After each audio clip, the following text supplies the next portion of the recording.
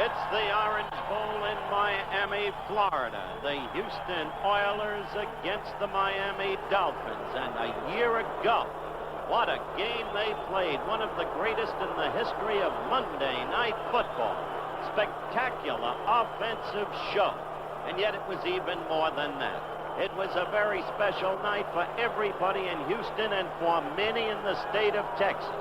It was a happening. Let's look back.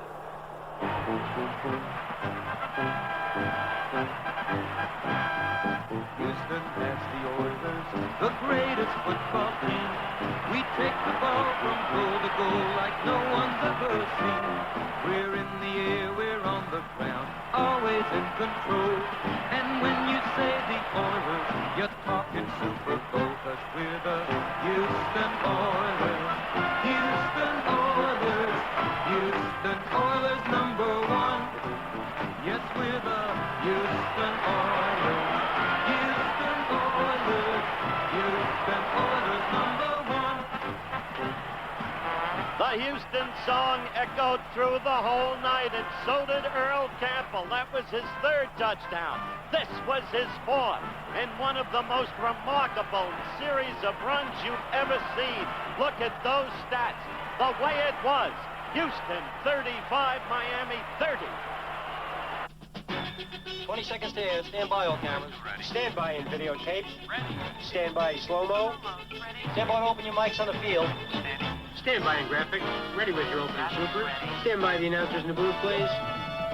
And rotate. 3, 2, 1. Take.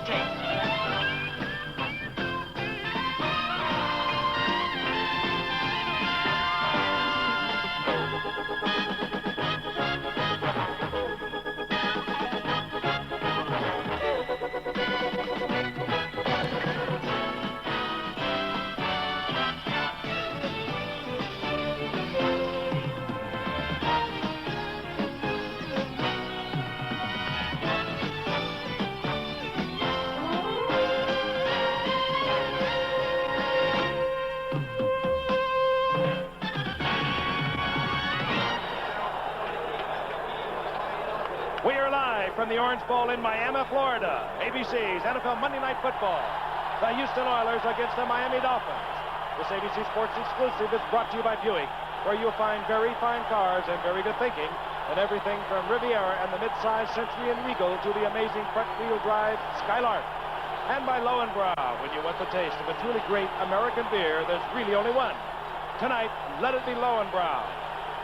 And as it was, November 20th, 1978, the Houston Oilers and the Miami Dolphins go at it once again. You're looking at the standings in the AFC Central Division. The Pittsburgh Steelers on top with an 8-2 mark. A victory yesterday over Washington. Cleveland in second place. But Houston can draw into a tie with Cleveland to remain a game behind Pittsburgh in the Central Division with a win tonight. And let's take a look at the AFC East. New England Patriots on top, 7-3. They beat Buffalo yesterday. Miami is 6-3. They need a win tonight, and they will be abreast of the New England Patriots, heading for a November 29th showdown you'll see on a special telecast here on ABC on Thursday night. We're almost ready for the kickoff, and it is a beautiful night for football in Miami. It's been raining the past 2 days. It's cleared up, temperature 78 degrees. You're looking at a spectacular shot of a full moon that hovers over Miami, and we'll have the kickoff, the Oilers and the Dolphins, in just a moment. Live from the Orange Bowl, Frank Gifford along with Howard Cosell and Don Meredith. We quite frankly are not expecting the game we saw last year. If we get it, it will be one thrilling football game. Bob Greasy, who, well, they say he rediscovered himself last week against Green Bay. He had a marvelous day against the Packers. Actually, he was playing hurt in the previous few weeks, and a lot of folks were writing him off.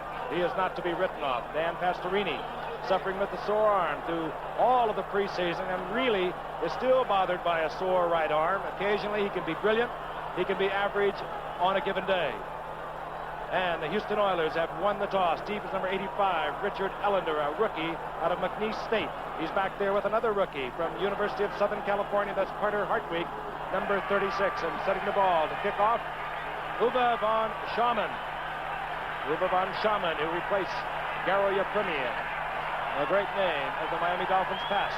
A very talented rookie out of the University of Oklahoma. We're underway. It's a high kick.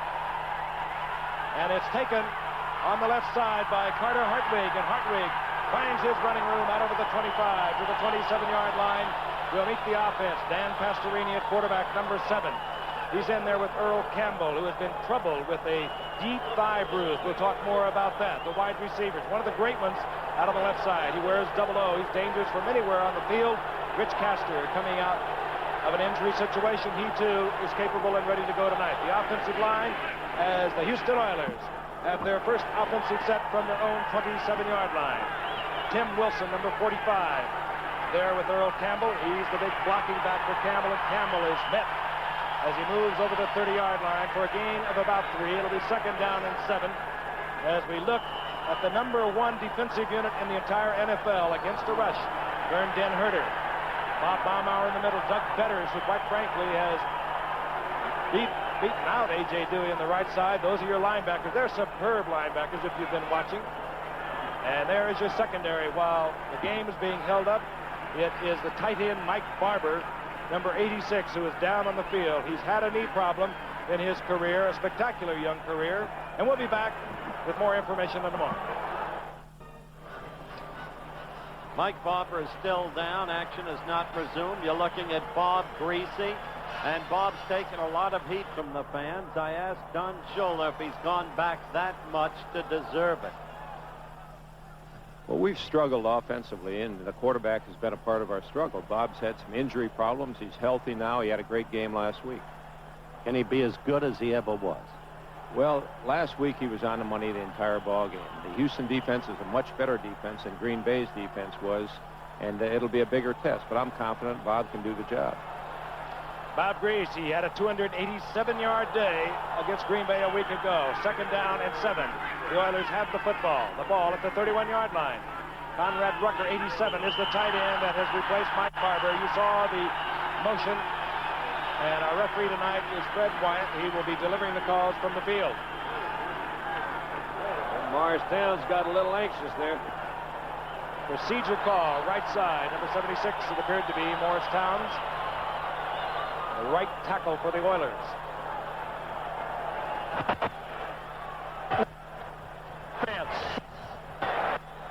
We have a breakup.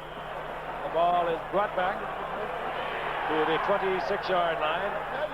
The down remains the same. It'll be 2nd down and 12. A preliminary report. Mike Barber has a knee sprain. Quick count. Pastorini dumps it off to Campbell. Single man screen. Campbell tripped up. Good defensive play. Number 51, the leading tackler for the Dolphins, Rusty Chambers. And they do have fine linebackers. There he is. And outside of Rusty Chambers is Larry Gordon, a superb linebacker. Beaucamper, the other one, could play the down position. 3rd down, about 18. This time it was Dan Herder, unless there was inducement. I believe, again, it will be inducement. It could, again, be against Towns. Well, the huge one from Missouri is not off to a happy start.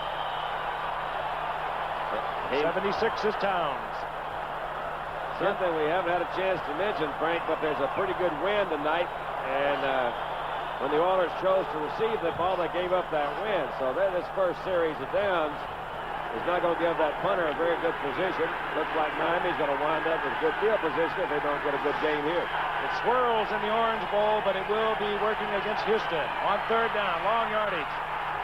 Handoff, draw play. It goes to Tim Wilson. Wilson, short of the original line of scrimmage at the 23-yard line, and we will see the Houston punting team come onto the field. Cliff Parsley will have the pressure on him. As Don has mentioned, a brisk breeze blowing. Tony Nathan will drop deep for Miami.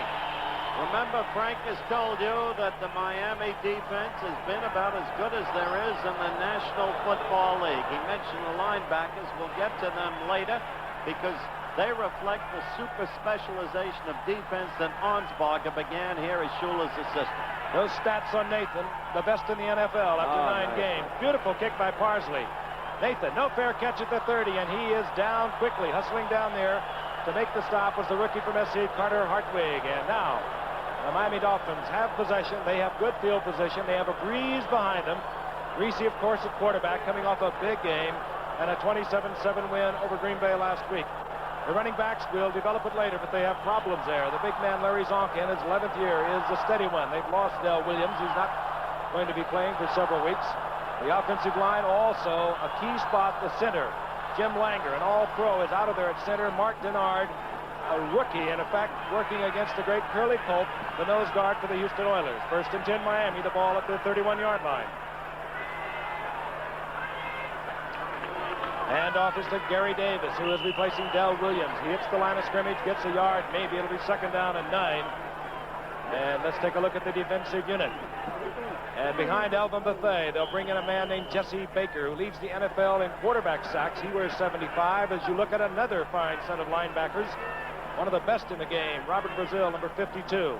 The leading interceptor in the NFL is Mike Reinfeld. He has 9. He wears number 37. 2nd down and 9. The ball at the 32-yard line for Miami.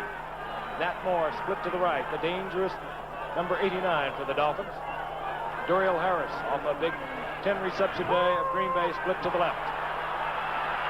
Man open over the middle, and it's a setback. Gary Davis short of the 1st down as he moves out to the 38-yard line, where it will be 3rd and a long 2.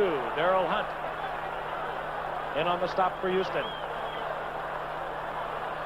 Mike Barber has a sprained knee. As you look at Don Shula, always an active part of the game, even though coaching from the sidelines. Barber probably out for the rest of the night. We may see a lot of 3 wide receivers. Giesler comes in, short yardage for Miami. 2 tight ends, Ronnie Lee, a rookie from Baylor, and Bruce Hardy, number 84. That's their short yardage set. The big man is Zonka, number 39. But the call goes to Gary Davis. Good defensive play. Beautiful play, and the man there is Greg Bingham, number 54. We mentioned the linebackers of Miami. Well, Houston's linebackers do not have to take a back seat to the Miami corps. No, they don't. If Houston has a defensive problem, it'll be in the defensive secondary.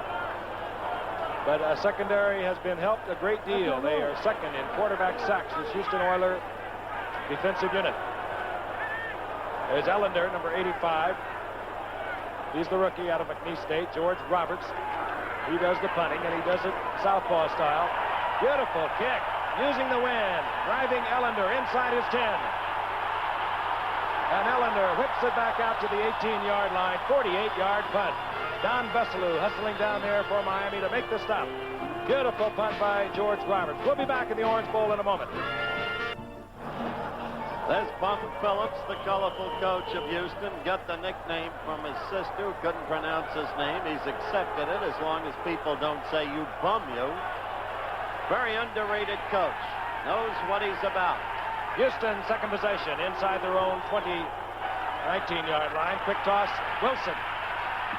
Campbell following Wilson around to the left side, and Campbell finds a little bit of a gap, moves out close to the 24-yard line. One of those examples, Frank, where that hole, the play that was called straight handoff, there was nobody there. And this is one of the few guys who really even will try to go that bounce out and go to the outside and find another hole. He's been hampered the last 3 weeks by a deep thigh bruise, so it's kind of interesting to see how he'll respond tonight. Ball just over the 23-yard line, 2nd down and 5.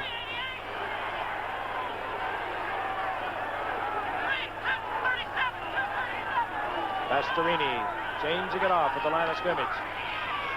Wilson, and Wilson moves over the 25 to the 26. Piled up there defensively by the right side of the Dolphins line. Baumauer was there, Rusty Chambers. Jeff's my brother, huh? 3rd down, less than 3. The ball at the 26-yard line. My father. That's right. Ernest Brown comes in defensively for Miami, number 55 in their short yardage set. Castor is split to the right, Ken Burrow to the left. Wilson gets the call, moves to the outside, right it off to Rusty Chambers again. And we still are waiting for the first down. And keep in mind what an offensive explosion we had a year ago when these two teams met. Greasy was 23 of 33 in that game, 350 yards. Campbell rushed for 199 yards. And we are waiting for our first down. But you can see these two teams are up. The crowd has them excited, especially the Dolphins. And so that's an active pace to the game. Nathan, a rookie out of Alabama, a great all-around athlete. He leads the league with those stats. Had an 86-yard touchdown against Buffalo earlier in the year. Cliff Parsley, who was able to riffle a good punt on his first attempt against this wind, has it go off the side of his foot. It's a Cephalo, and the Cephalo takes a chance at midfield and gets the Dolphin in good field position at the 41-yard line. 24-yard punt and heads-up play by Jimmy Cephalo. Miami will have good field position. They'll have a breeze behind their backs. We'll return in a moment. A few moments ago, Cliff Parsley was punting. We described Tony Nathan, the deep man for Miami, as being a gifted athlete. So is their up man, number 81. This is Jimmy Cephalo, who took the risk at midfield and got the ball back to the 41-yard line. Venturesome play by a venturesome player. One of Joe Paterno's stars from one of Joe's better Penn State teams. All of them are good. He could have used him day before yesterday, couldn't he, down here? Losing to Miami 26-10, he could have. Single setback, Gary Davis. Two tight ends are in there. Bruce Hardy, 84. Ronnie Lee, the rookie from Baylor, number 86. Toss, Gary Davis. Turns it to the inside, gets inside the 40, close to the 38-yard line for a gain of a couple. It'll be second down and 8. Robert Brazil knifing in there defensively for Houston. With this wind, and with the wind favoring Miami at this point, I would think Bob would put the ball in the air quickly, Don. I think so. I think he should really try to pick up two scores this first quarter, because it is very tough. It's coming right behind him. You can see right there. Frank mentioned it swirls a little bit, but right now, anyway, it's right behind Miami's offense. Nat Moore split to the left on 2nd and 8. The two setbacks back in the ball game. Zonka 39, Davis 27. This is Davis. And a nifty move, and Davis has the first down and much more to the 25-yard line. That's Gary Davis filling in nicely for an injured Del Williams. That's what we said, Don. Put it in the air. Yeah, well, get it down there and get some scores is mainly what they really need. Gary Davis is he's out of Cal Poly up in San Luis Obispo. We saw him play a couple of years ago. He was drafted by Beathard, I think. Yes, he was. He's a Bobby Beathard product. He's got those kind of moves that quick feet, they call him. Quick feet. Hard to knock him off. First down, Miami. They got him in the 6th round. And they need him tonight desperately. Del Williams will be out for several weeks with cracked ribs. He was their 1,000-yard gainer of a year ago. The 1st and 10 at the 25. Zonk gets it inside. And he runs into Ted Washington. Down he goes. Give him a couple. It'll be second down and 8. Zonk, incredibly, comes into this contest with more than 500 yards gained. His dream to have another 1,000-yard year. It's been an incredible season for him thus far, when so many had considered him washed up, and the Giants made it clear they no longer wanted him. 3,000-yard seasons for the Dolphins for the Zonka in 71, 72, and 73. Second down and 8. Easy. Gary Davis, yes. Beautiful one-handed grab at the 16-yard line. Robert Brazil defending a beautifully thrown ball and a great catch. I think it was more of a great catch than a thrown ball, but you got to have all of them. It was a little bit high and outside. Bobby gets it out. You see it float a little bit. It's a little high. That's just a heck of a catch. And man, what a catch. Son. A yard short of a first down. This can make injured backs get well in a hurry. Less than a yard. The ball inside the 16. They must get to the 15. I think Del Williams, though, is kind of in a class by himself. A great player. Yeah. Third and short. A few moments ago, they gave it to Davis. They had to punt. This time they give it to Zonka. He has the first down. Inside the 15. There's the man. You can't say enough about him. He really has done it good. He's got 12 rookies on his club this year, which is a fairly high number for any ball club, but they're trying to make that transition as gracefully as possible. They've got some guys that have got some age on them, particularly in offensive line. That's the story. But, you know, Frank and I were talking this afternoon. You got Zonka, who's an 11-year vet, and you got Davis running back at the 4-year vet. Outside of that, the rest of the guys they got tonight are all rookies. That's Tony Nathan, Steve Howell, and Bob Torrey. Somehow, Shula makes it work. Remember a few years back when he had the two young linemen Baumgartner and Dewey, who now Betters has beaten out, as Frank said. First down for Miami. And Shula somehow holds them together and makes it work. I think a good example of that, Howard, you know, he's got Mark Denard, the center there. Well, Kuchenberg can also play center. They're trying to move it around. They're a little thin in that offensive line. Well, he knows this will be Jim Langer's last year. He's a free agent. He wants to move back to Minnesota, and if he can play any longer, and Langer, one of the great ones of his kind, he's going to play in Minnesota. So he's got to get Denard developed. But it is a risk because Denard in the middle of that line, 63, is against Curly Pope, one of the best in the game. On 1st and 10, Greasy back. Fires incomplete, intended for his tight end, Bruce Hardy. I've been trying to watch him, Frank, because Denard actually, I've been watching him on the Cup hasn't really been in on the. Let's see, we got to look at it right now. So Denard snaps that ball, always puts the center in a little bit of disadvantage. That's Curly, number 78. And Denard there's the middle right there, 63. A little neutralized at the beginning, but look at him keep that good balance. Did a good job, didn't he? Good block that time. Tell you a little bit about him. He came up a year ago as a 10th round draft pick, broke his wrist in training camp, did not play last season, has not played that much this year, so he is getting quite an initiation. Hullabaloo, connect. Good old Texas Aggie. 2nd and 10. Handoff, Davis, and Davis is met right at the line of scrimmage, and down he goes.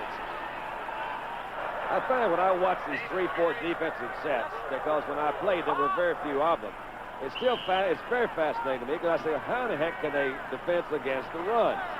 And to watch these two defenses play, and it's very easy because those linebackers do have the size and agility to come in there, step down, and play that defensive down lineman. You want to defense the run with a 34 defense? Study the Denver Broncos. We're in a 4-3 now as Kennard is in there defensively for the Oilers on 3rd and 10. I think they can get that better pass rush. They bring in a linebacker. Greasy steps into the pocket and fires for Hardy, incomplete. Good defensive play by Vernon Perry, the rookie in the NFL, but a 3-year veteran of Canadian Football League play with Montreal, where he was a superb defensive back. You're exactly right, but at the same time, in taking nothing away from Hardy, who's been very good at his job this year, Miami really misses Andre Tillman, the huge tight end with the long arms, who can make a bad pass look good with his catches. He, of course, broke a leg early on. He's out for the year. Amuba, Von Schaumann. This guy can kick. 32-yard attempt. Good, and Miami's on the scoreboard first with 4:55 remaining in the first quarter. Uwe von Schaumann, a rookie 7th-round draft pick from Oklahoma. We'll be back. And we'll be in Dallas for that one next Monday night. Wilbur Montgomery with a whale of a day yesterday in a losing effort, 197 yards, I believe. We'll see that at halftime. As is our custom, as we bring you highlights from yesterday's play. With Tigliano's Browns just came back and nipped them right there at the last. We'd had a game for the first place down there in Dallas. There we go. Von Schaumann hits it. This is Richard Ellender, the rookie from McNeese State. And Ellender looks for the gap, doesn't find it, gets out to the 27-yard line. Good blocks that time. Those guys laid them out pretty well. Well, getting back to that Dallas team, they had a difficult, as you look at Larry Zonka, they had a difficult time yesterday against the Giants, who've been simply astonishing with young Sims, but they were coming off a physical beating from the mighty Pittsburgh Steelers. And you can bet there'll be a different team against Philadelphia. Quick count, Pastorini at the 27-yard line. Wilson gets to the 30, to the 31-yard line. Give him 3, it'll be 2nd down and 7. Tim Wilson, 6'3", 220-pounder. His main role is that of paving the way for Earl Campbell. But Earl Campbell, although we've been told he is healthy, has really been hurting for the past 3 weeks with a deep thigh bruise. Well, let me tell you, this guy can hit, Tim Wilson. He can carry the football, too, even though he's used primarily as a lead blocker. 2nd down, long 7. And off Earl Campbell. Campbell is met and piled up at the line of scrimmage and surges forward for a pickup of a couple. Herndon Herder there first, then Bob Baumauer closed it down. It'll be 3rd and 3. I had a long talk with Pastorini before the game, Frank. And he said that he was going to move his setbacks up. This was part of their game plan, more closely to himself. Keep them posted behind the guards and run in the hope of getting them up to and through the line of scrimmage more quickly. So far, he's trying to do that, but not too successful. Yeah, I'd say I might have changed my plans after a while. Castor splits out to the left. Vinny Burrow, bottom of your screen, 0-0. Castrini stays on the ground, gives the ball to Campbell. He's close to a first down. Hey, that's a good tackle. Who is that came up there and hit? Hi, golly. Secondary man. Down at the bottom of that pile, son. Get up if you can. Tim Foley. Tim Foley. What a veteran player that is, out of Purdue, with the 2 Super Bowl teams. He joined them when we started Monday Night Football, Don. Well, watch him come up, 194 pounds, but here's Earl Campbell. We're looking at him from back behind, but watch Foley come up to the outside, right through there, number 25. Some of your basic reckless abandon. Throw your head in there about waist high. Campbell, got to be a little weird to do that. He's giving away about 40 pounds. We're going to get a measurement, but Campbell gets the first down. Houston's first down of the ball game. 3:06 remaining in the first quarter. Miami runs a fairly coordinated defense, and they rely on the back like Foley to come in and plug those holes. They've got the linebackers doing the same thing, trying to plug the holes inside that 3-man line. That last time we had a 4-man defensive line, but Foley came up, covered out that inside little zone, knocked them off. The ball is at the 38-yard line of the Oilers. They're down 3-0. Castor in motion, handoff Earl Campbell. Wilson out in front with a fine block, and Campbell gets yardage up to the 45-yard line. Doug Betters over there in pursuit defensively. But again, Wilson leading the play, and Wilson is covering one of the Miami Dolphin setbacks. That stat from last week is evidence of what Frank's been telling you, that Campbell has been subpar physically. However, he does look better tonight. You give him the opportunity to turn that corner or to cut back between tackle and end. Goodbye. Last year's leading rusher in the NFL picks up 8 yards. It'll be 2nd down and 2. Wilson gets the call. He's close to a first down. It will defend where they mark it. He might be short by a foot. Also a pretty good example of why Doug Betters is playing ahead of A.J. Dewey, because Betters and Baumhauer both closed up that middle pretty well that time.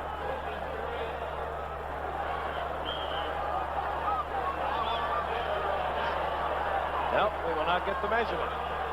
3rd down, less than a yard.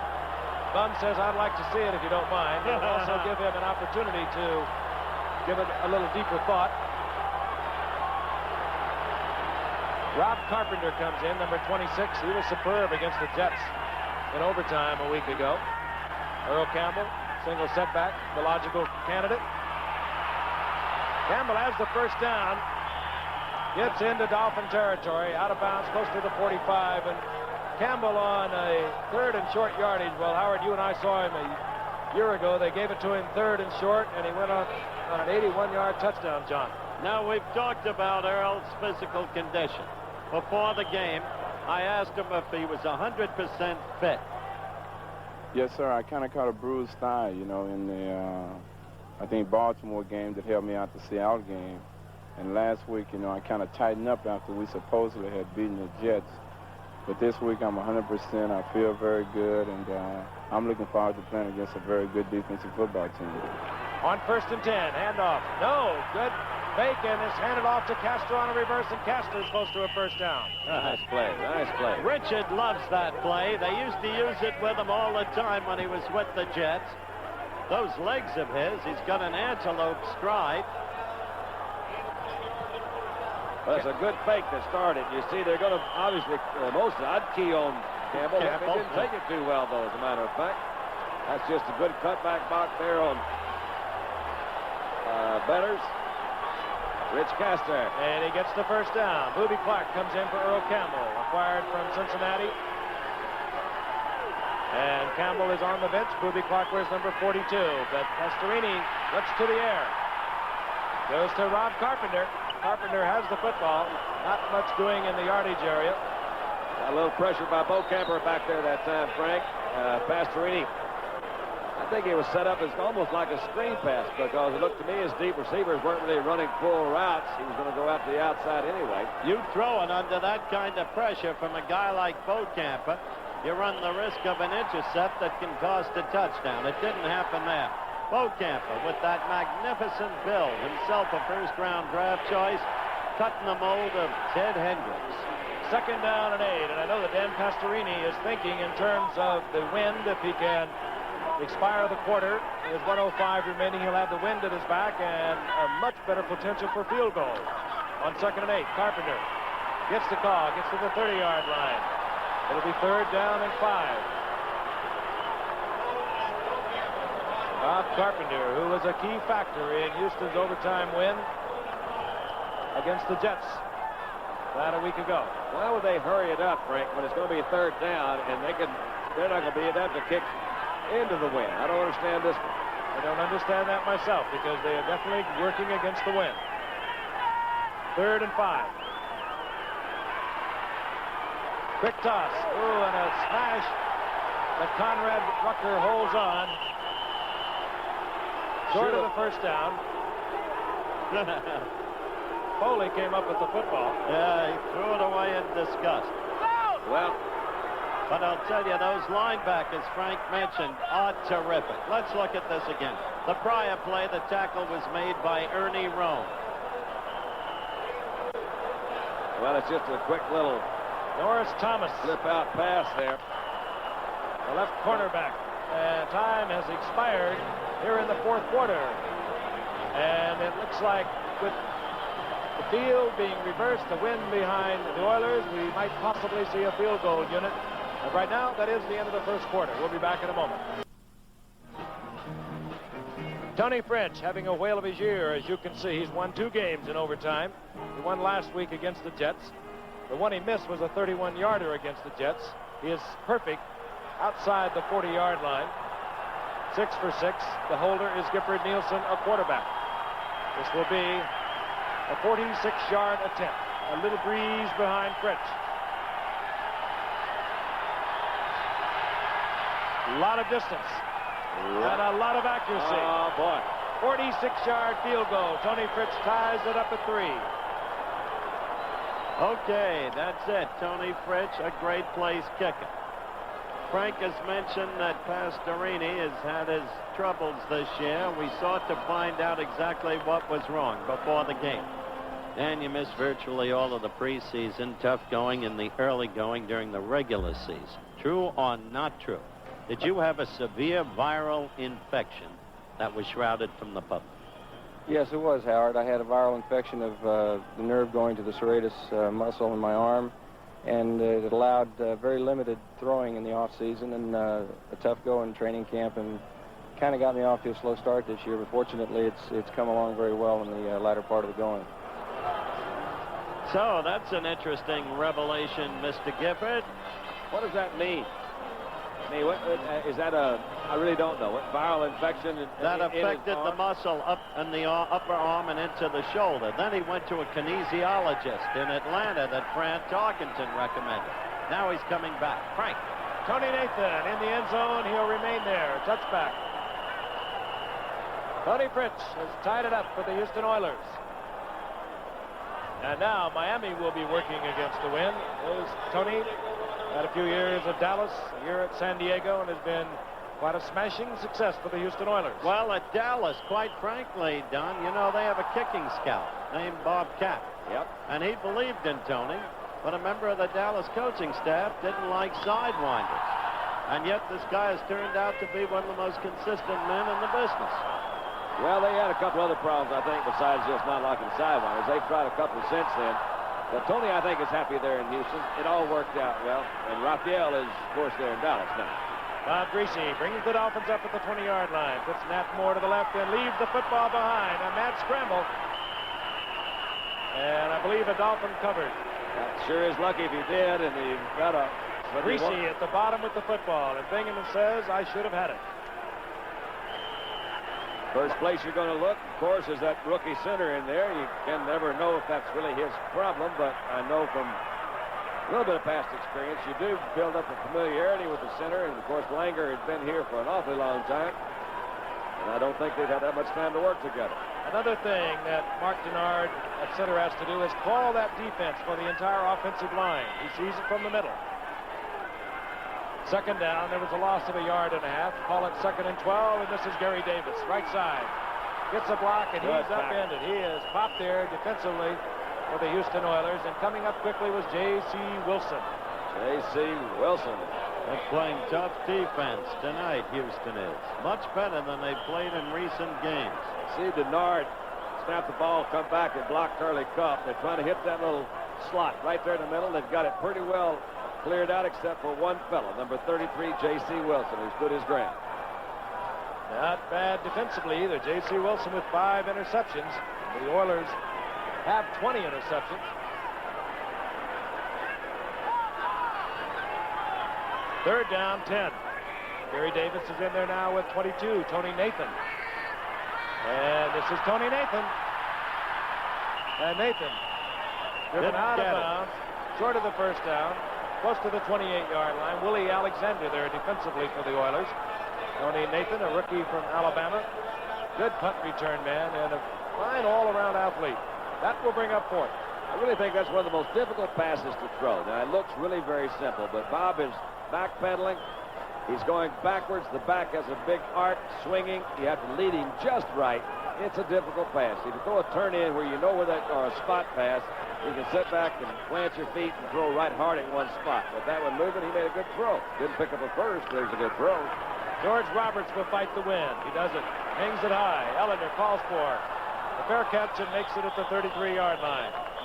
So, Houston will have the football. Good field position. A breeze behind Dan Pastorini's back, and we'll be back in a moment. And a look at the other games you will be seeing as part of the regional coverage preceding the doubleheader.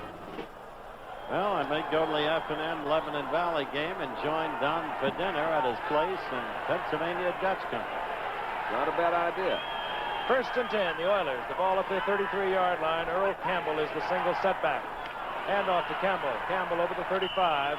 Close to the 36 for a gain of 2. Giving 3, it'll be 2nd and 7.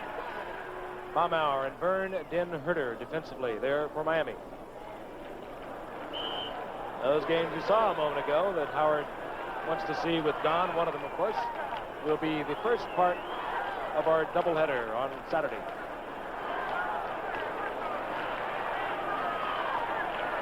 They're playing this thing a little close to the vest tonight, both teams. They're not really opening up too much. A.J. Dewey in there defensively, 77 for Betters at right end in the 3-4 of Miami. 2nd down and 8. That's it. Now open it up. Pastorini, Ken Burrow, first down. He's in the arms of Small, but he has the first down at the 40-yard line. I think you got to do it. And you get that wind behind you, let it go. The perennial leading receiver for the Oilers is Ken Burrow. He's caught his 24th of the season right here. Very good pass pattern. He did a little quick fake to Campbell. Old Kenny says, I'm not going to go down right yet. Not really too much fancy by Ken. He's just hitting a spot in there. They had 4 receivers out.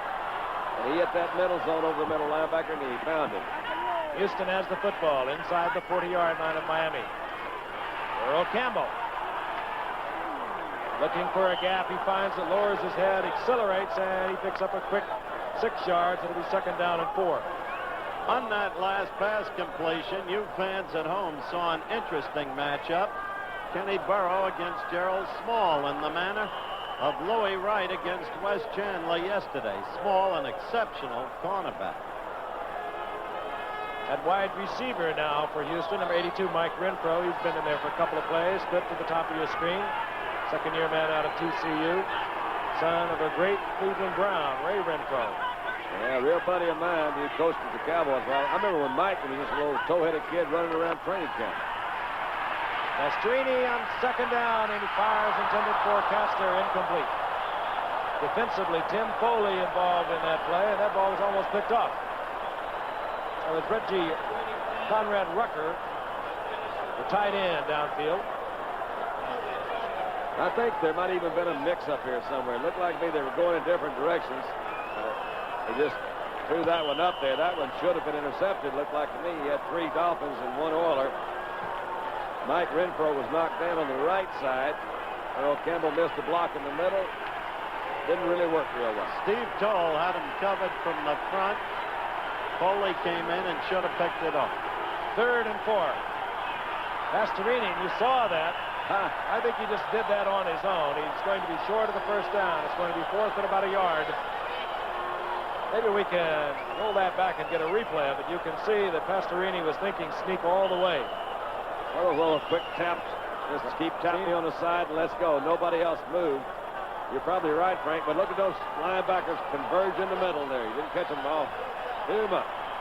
And there's a trim-looking lad who trots onto the field with his football togs on. I remember a story told about him when he was at Dallas. They were playing Washington. It was a crucial field goal right to the last, and one of the Redskins was hollering at him, calling him all sorts of names, and Dave Edwards says, he won't do any good. He doesn't understand English. 48-yard attempt. Missed it. Wide to the left. And the ball will go over to Miami at the line of scrimmage. They will have the ball at their own 32-yard line. Tony talking to Gifford. They'll talk more on the sidelines, and we'll be back. 10 minutes remaining in the first quarter. This football game tied up. Houston, they need a win tonight over Miami. Just a one game behind the Pittsburgh Steelers, tied with the Cleveland Browns. Miami can move to a tie with New England in their division with a win tonight. 1st and 10. The Dolphins have the football at the 32-yard line. That was the line of scrimmage. And the missed field goal. Greasy to the air. Oh, boy. Got it away. You bet. And the blitz was on. Darrell Hunt, the rookie from Oklahoma, filling in there at linebacker for an injured Art Stringert. Frank, it's one of those delayed blitzes where you don't really come right at the beginning and you let those offensive linemen set. They get set who they're going to block. And Hunt delayed a little bit, picked him a path, and I really think he bothered Bob a great deal. He didn't deflect the pass. One of the defensive linemen did. Did you see who it was, Howard? No, I didn't see who deflected it, but as I told you during the break, we were going to see Bob start to mix it up a little and start to throw some more, and Houston did anticipate that. Houston in a 4-3 defense. Greasy on target. Gary Davis short of the first down, out to the 38-yard line. You know what's interesting? That's how many times has he thrown to Gary Davis? 3 or 4. The back coming out in the backfield. He has it 3. Thank you, Steve. But he has not yet thrown to Nat Moore. He's not thrown to Duriel Harris. I think he really is concerned. Maybe I'm playing to win way too much, but I think he's concerned about it. Bob is a precision passer. He's not known as a real strong arm passer, and I think he's trying to work the zones he feels he can hit right now. And those will be the short ones. 3rd down, 3. The ball at the 38-yard line. Tony Nathan in there, 22. Gary Davis, 27. Those are your setbacks. Greasy gets the protection, has a receiver, and Gary Davis again, and look at him break tackles.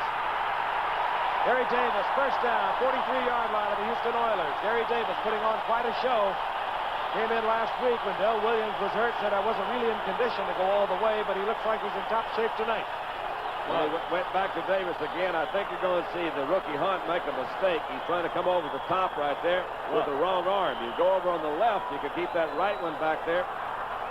If you don't get it, at least get him. He let him go free, picked up a big first down. Well, you saw a single coverage there as you look at Gary Davis. I looked that time. They're doubling Nate Moore, which makes sense. And I said Nate, and his name is either Nate or Nat Moore. Yeah, so depends don't on whether correct me. Yeah, whether you want to call him Nate or not. Handoff is Hawkins. Alka bowls ahead at the 40-yard line. Gets a couple of yards. It'll be 2nd down and 8. And because they've been doubling Moore in the past, last week they took advantage of Duriel Harris, who had 10 receptions and 180 yards.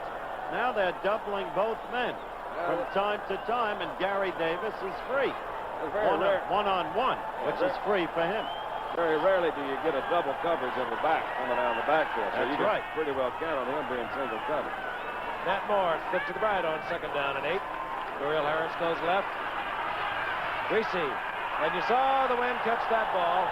It's in it for Bruce Hardy, and it just flew over the arms of Hardy. Well, that was Vernon Perry, Frank, number 32, that came in there, and they're, of course, saying he interfered with him. But we'll take a look at it again. I don't think that he did. I think he made a pretty good defensive play. Again, good position to go in from the side he was on at Hardy. Look at him going with his left arm. Look at that ball, too. Yeah, the ball just took off, flew on. Good camera work. 3rd and 8. Cephalo is in, giving Miami 3 wide receivers. Duriel Harris, 82. Nat Moore, 89. Cephalo, 81. And the setbacks remain. Gary Davis, 27, and Tony Nathan, 22. Easy. Keeps his backs in. Firing deep. And intended down there deep for Duriel Harris. No. Back defending was Willie Alexander, and I believe he just tripped. That's exactly what happened. The crowd is booing, looking for an interference call, but you watch. There was the chuck. No interference there at all. He just fell over. Watch. See? Tripped over his own foot. That's true. Running stride for stride with Willie Alexander. Crowd doesn't like it. Naturally a partisan crowd, but it produces George Roberts and the punting unit for Miami, Richard Ellender. Is standing about the 9-yard line. You can anticipate Roberts will angle for the coffin corner. He does not. Gets it high and looks for the coverage. Fair catch, wisely called and made by Ellender just inside the 10-yard line, because Miami was down there to cover that football. We'll be back in a moment. See. What a tremendous fight that should be. November 30th, WBC World Welterweight crown at stake. Sugar Ray Leonard against Wilfredo Benitez.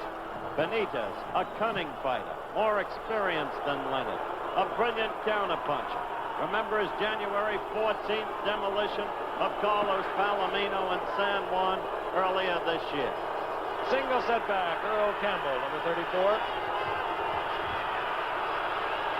Ball just inside the 10-yard line. Campbell gets the call, sees the opening on the right side, cuts back, gets out over the 14-yard line. Gain of 5, and it'll be second down and 5, and he gets 5 yards so quickly, it's just hard to believe. Crowd still unhappy over the failure to call interference, which clearly was not interference on the greasy attempt to Duriel Harris when he tripped over his own foot.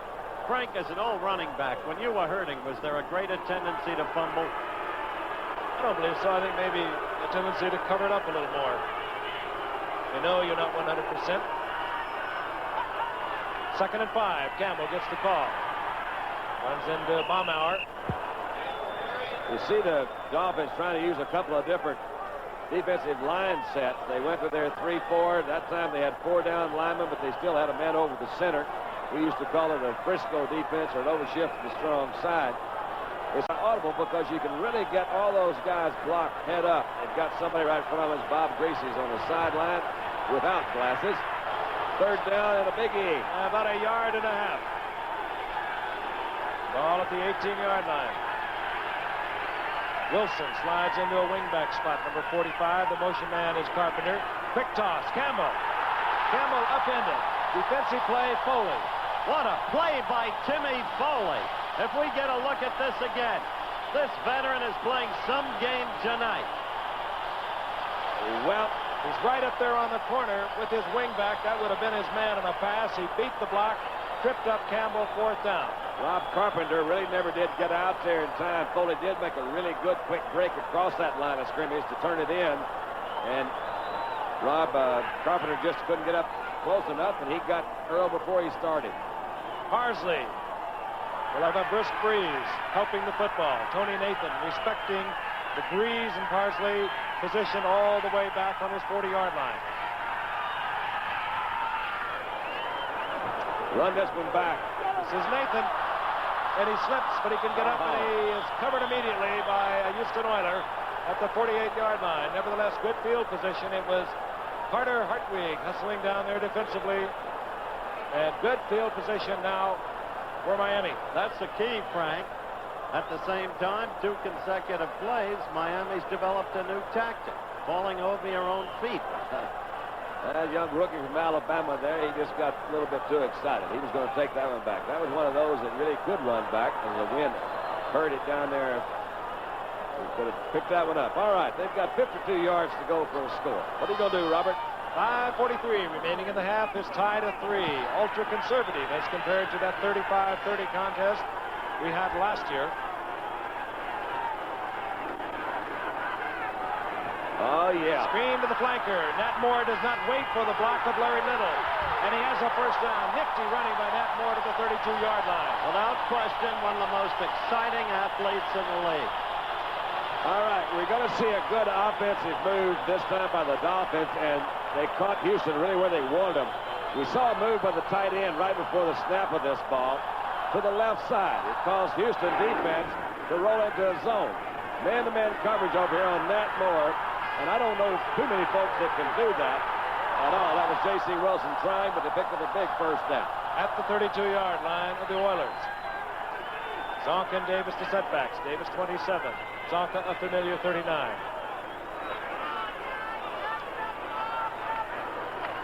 Davis. Down goes Davis. Two folks watched 39 on that play. He didn't really figure in it that much, but the way he still hits in there as the lead blocker done. Beautiful assist. Well, I find his whole season this year really very interesting, and it's somewhat befuddling to me, Howard, because he did not have very good years in New York, and you say, well, how can a guy, just because he puts on a different jersey, a different uniform, how does it make that much difference? But he has so much confidence in Shula. He's working behind a line that he worked behind before, so I think that had a lot to do with it. He does figure in almost every play. 2nd and 8. 4 down linemen for Houston. Their pass rushers. Jesse Baker's in there.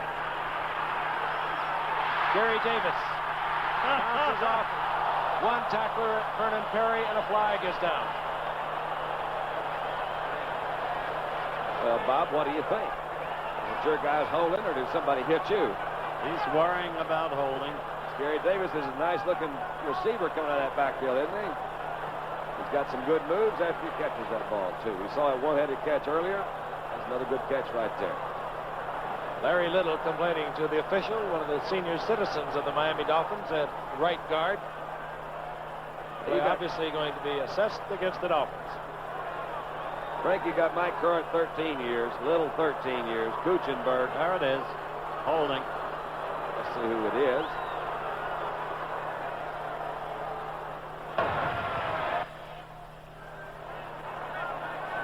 Maybe Little holding Colt. 66. Holding number 66, offense. That's it. All right, we got Curly Koff, the guy we talked about earlier tonight. You see Little come out. That's legal to put that hand there at the beginning. When Koff goes around him, you see that he lost a little bit of that position, reaches over, and got him by that shoulder pad, pulling him down. Can't get that hands outside of the plane of your body. 2nd down, 18. Ball back at the 40-yard line. Greasy. There he is. This is Tony Nathan. And the rookie from Alabama is close to a first down. Nifty bit of running. Mike Reinfeld made the stop defensively. Greasy using his backs very wisely coming out of the backfield. I want to tell you, there was a beautiful block thrown in there for Nathan by Duriel Harris. Not noted that much for his blocking, but he's the one who sprung Nathan. Watch this. That's the one that gave Nathan that extra yard. You can tell Durrell's not really into blocking that much, but he did kind of. He did it He there. got over in the air and just didn't he? Oh, boy. Nathan's been used as a punt returner by the Dolphins primarily, as we see that he's going to be very close to a first down, about a foot short. But Nathan, as a senior at Alabama, rushed for over 700 yards himself. Seems to me right now that the Oilers are giving them a little bit too much leeway into that middle zone where the linebackers are trying to cover. They're hitting him. Well, Frank mentioned that 20 interceptions this year. I had said earlier, and I still believe it, that their secondary is porous. Reinfeld has 8 interceptions. I really think Stemrick is their best secondary. Look at the points scored against them. Seattle 34, the Jets 24. They've been chewing them up. Sometimes statistics can be deceiving. You saw how much they need for the first down. 3rd down, less than a yard. Sometimes you can get a huge number of intercepts relatively because they keep throwing in your area. Oftentimes that is the case. Zonka and Davis, the setbacks for Miami in their short yardage offense with the 2 tight ends, Lee and Hardy. Donka has the first down. They did not see a flag. There was movement on the right side, but it was on the part of Houston. Correct. First down. Zonk moves to the 17. Good technique to vary your count a lot, particularly on a 3rd and short situation, because if they don't jump off sides, you saw that still. They jumped a little bit, got back, lost their momentum, and they're kind of sitting there. It gives that offensive line a chance to just push them on out of the way. They did that time. Zonka picked up 5-6 yards on the outside. It would be a very meaningful score if Miami could hang up a touchdown against this brisk breeze. Gary Davis dropped the football. Fumble, and Houston has got it. Turn to Brazil. Gary Davis lost the football. Robert Brazil, as always, in the area, comes up with the recovery. Andy Doris was the guy that hit him first, Frank, from the outside. You see number 69 come in, inside a current. Blount. He says, there it goes. Lost it from the inside with Culp, and Culp came over and fell in there and recovered by Robert Brazil. There is one of the best that ever has played that spot. I think you made a good point, too. We got 2 minutes, 27 seconds till the halftime. Had Miami been able to do that, particularly against the Breeze, I think it would have been a very instrumental 7 point, 6, whatever. On their 15-yard line, the Houston Oilers. Pastorini hangs it up for double-O. Kenny Burrow incomplete. Don't understand that. The odds are not in your favor.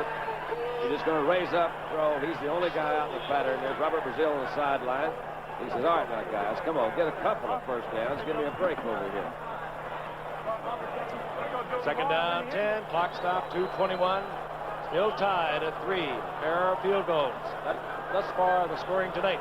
Look on Shula's face after the fumble recovery by Houston, I thought was revealing. He's reached a point of statesmanship where the resignation is there rather than anger. Pastorini looks over the defense. It's the Frisco or the odd man line, if you will. The handoff goes to Earl Campbell, and Campbell hit again by Foley, and I don't care whether Earl says he's healthy or not. He's running very tentatively. It sure looks that way. Loss of a yard. Gerald Small also came up in the 48. He and Foley closed it out pretty well. I think Earl might have been trying to look for that one block where he could make his move. He was very tentative. And there is the 2-minute warning. Tied up at 3. Exciting crowd here in Miami, and we'll be returning to the Orange Bowl in just a moment. An interesting football game. Ken Campbell, we don't know. We have seen him up against the #1 rushing defense in the NFL, having a difficult night thus far, and he does not seem like the Earl Campbell, a healthy Earl Campbell that we have seen in this football game, a very meaningful game for Miami. They need a win over the Oilers to stay abreast of the New England Patriots. Houston Oilers, of course, can stay one game behind the Pittsburgh Steelers, tied with Cleveland in their division, the AFC Central. 3rd down and 11. 2 minutes remaining in the half.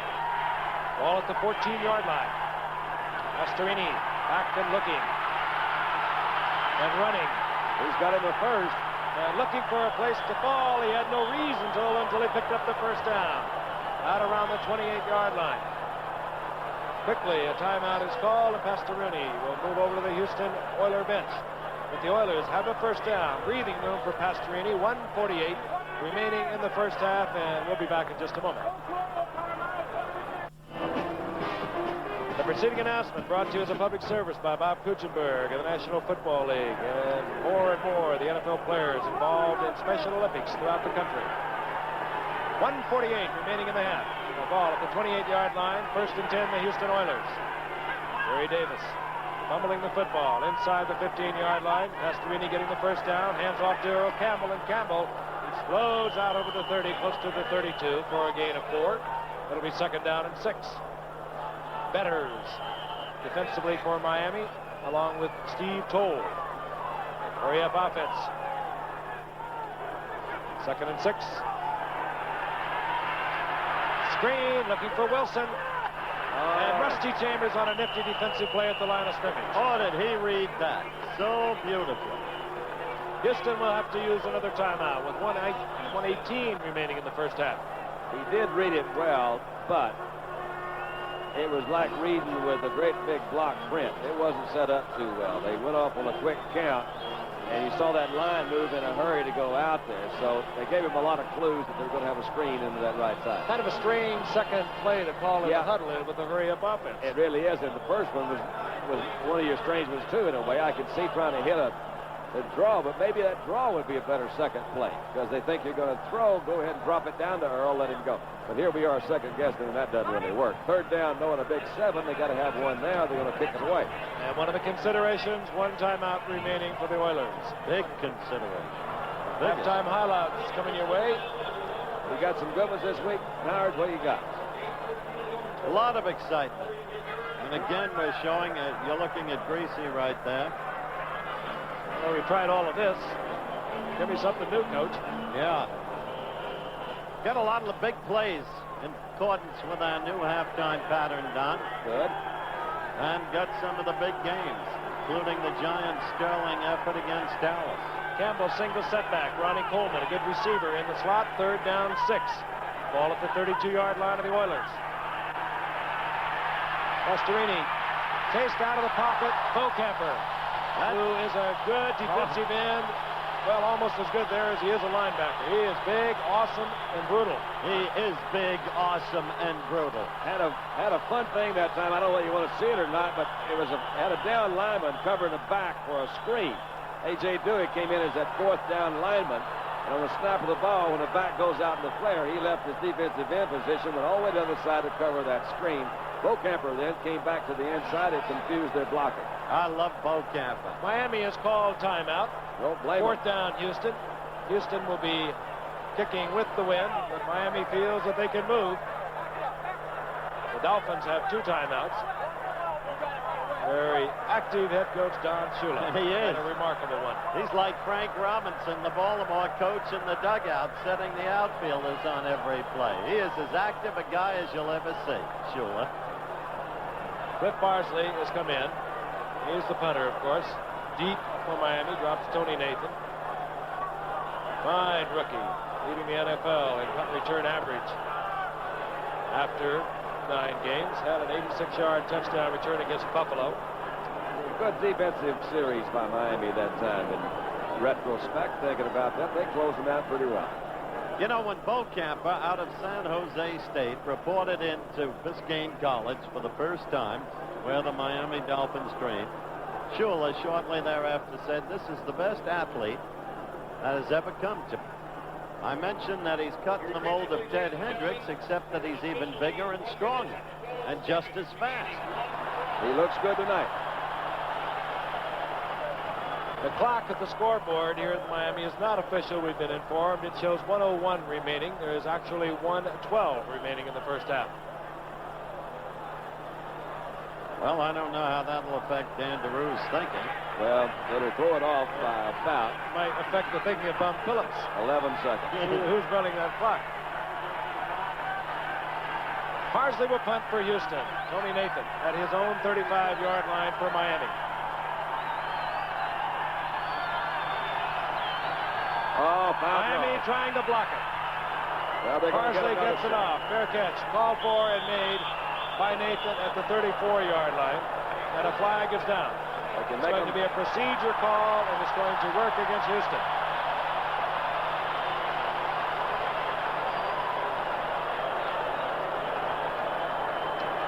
No, Miami will have another opportunity at either the run back or the block punt. Why don't you explain to the folks at home that that clock doesn't start, see, Frank? Now, how much time we have now?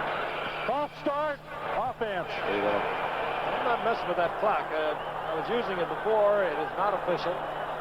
And we'll pick it up from our talented members of our production unit.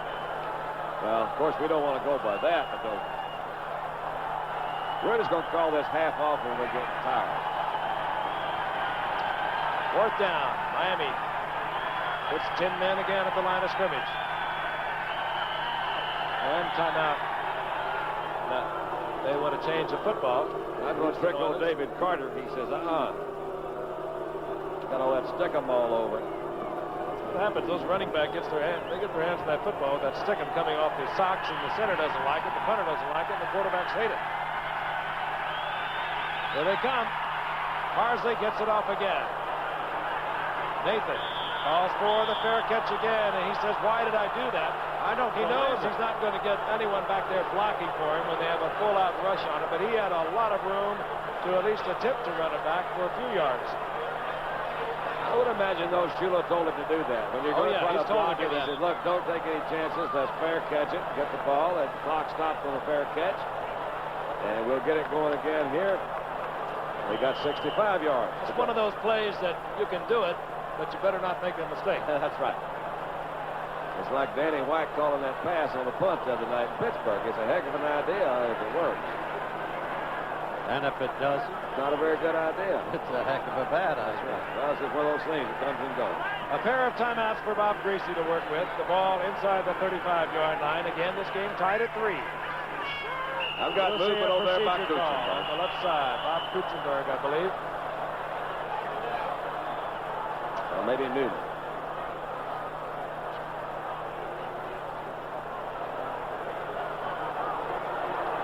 There's the call. Oilers will take it. No concern is yardage, not time. 67, false start, offense. First down. Bob Kuchenberg over the left side. Playing a little bit hurt himself, Bob Kuchenberg. Got a very sore ankle. Didn't play on one leg, that guy. He would. Class on and off the field, Bob Kuchenberg. First down, 15. Greasy looking for Tony Nathan. Nathan upended as he gets to the 35-yard line. Ted Washington there defensively for Houston. And Miami now quickly with their hurry offense. 2 plays having been called in the huddle. Scoreboard clock indicates 45 seconds remaining in the half. That's approximately right. Greasy coming with the screen. Gary Davis. And we saw Tripped up and a good open field tackle by Greg Bingham.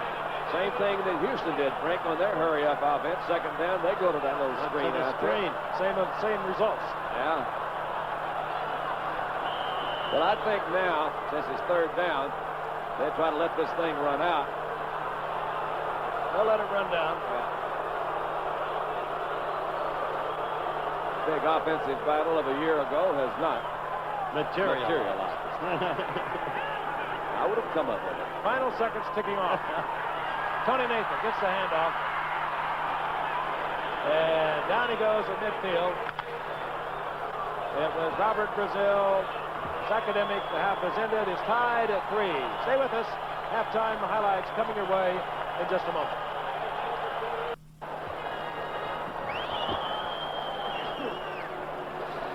The teams are coming back out on the field, as you see, is tied. Well, a year ago, November the 20th, one of the most exciting games we've ever had on Monday Night Football.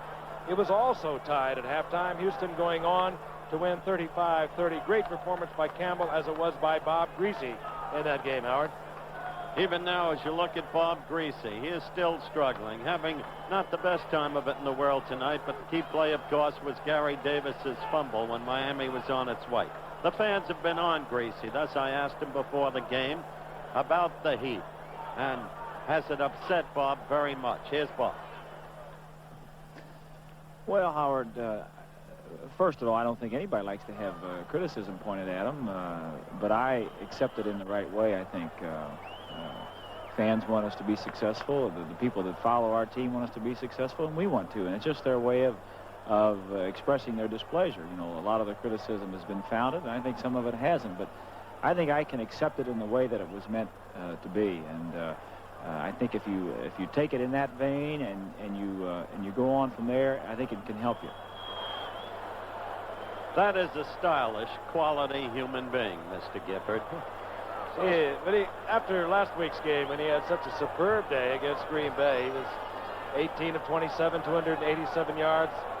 And all the press gathered around, and he looked up, smiled, didn't say anything about it. He said, would somebody call a meeting? I think Yes, that's, class. I don't think I've ever heard it described that way, and I accept it in the way that it was intended, which that's kind of interesting. Tony Fritsch hits it for Houston. This is Tony Nathan. And Nathan tripped up, sprawls to the 20-yard line. Defensively there, the rookie, Darrell Hunt. Tied up at 3. And the Miami Dolphins have the football at their own 20-yard line. Gary Davis, Larry Zonka remain as setbacks. There is a Houston Oiler down on the field at the moment.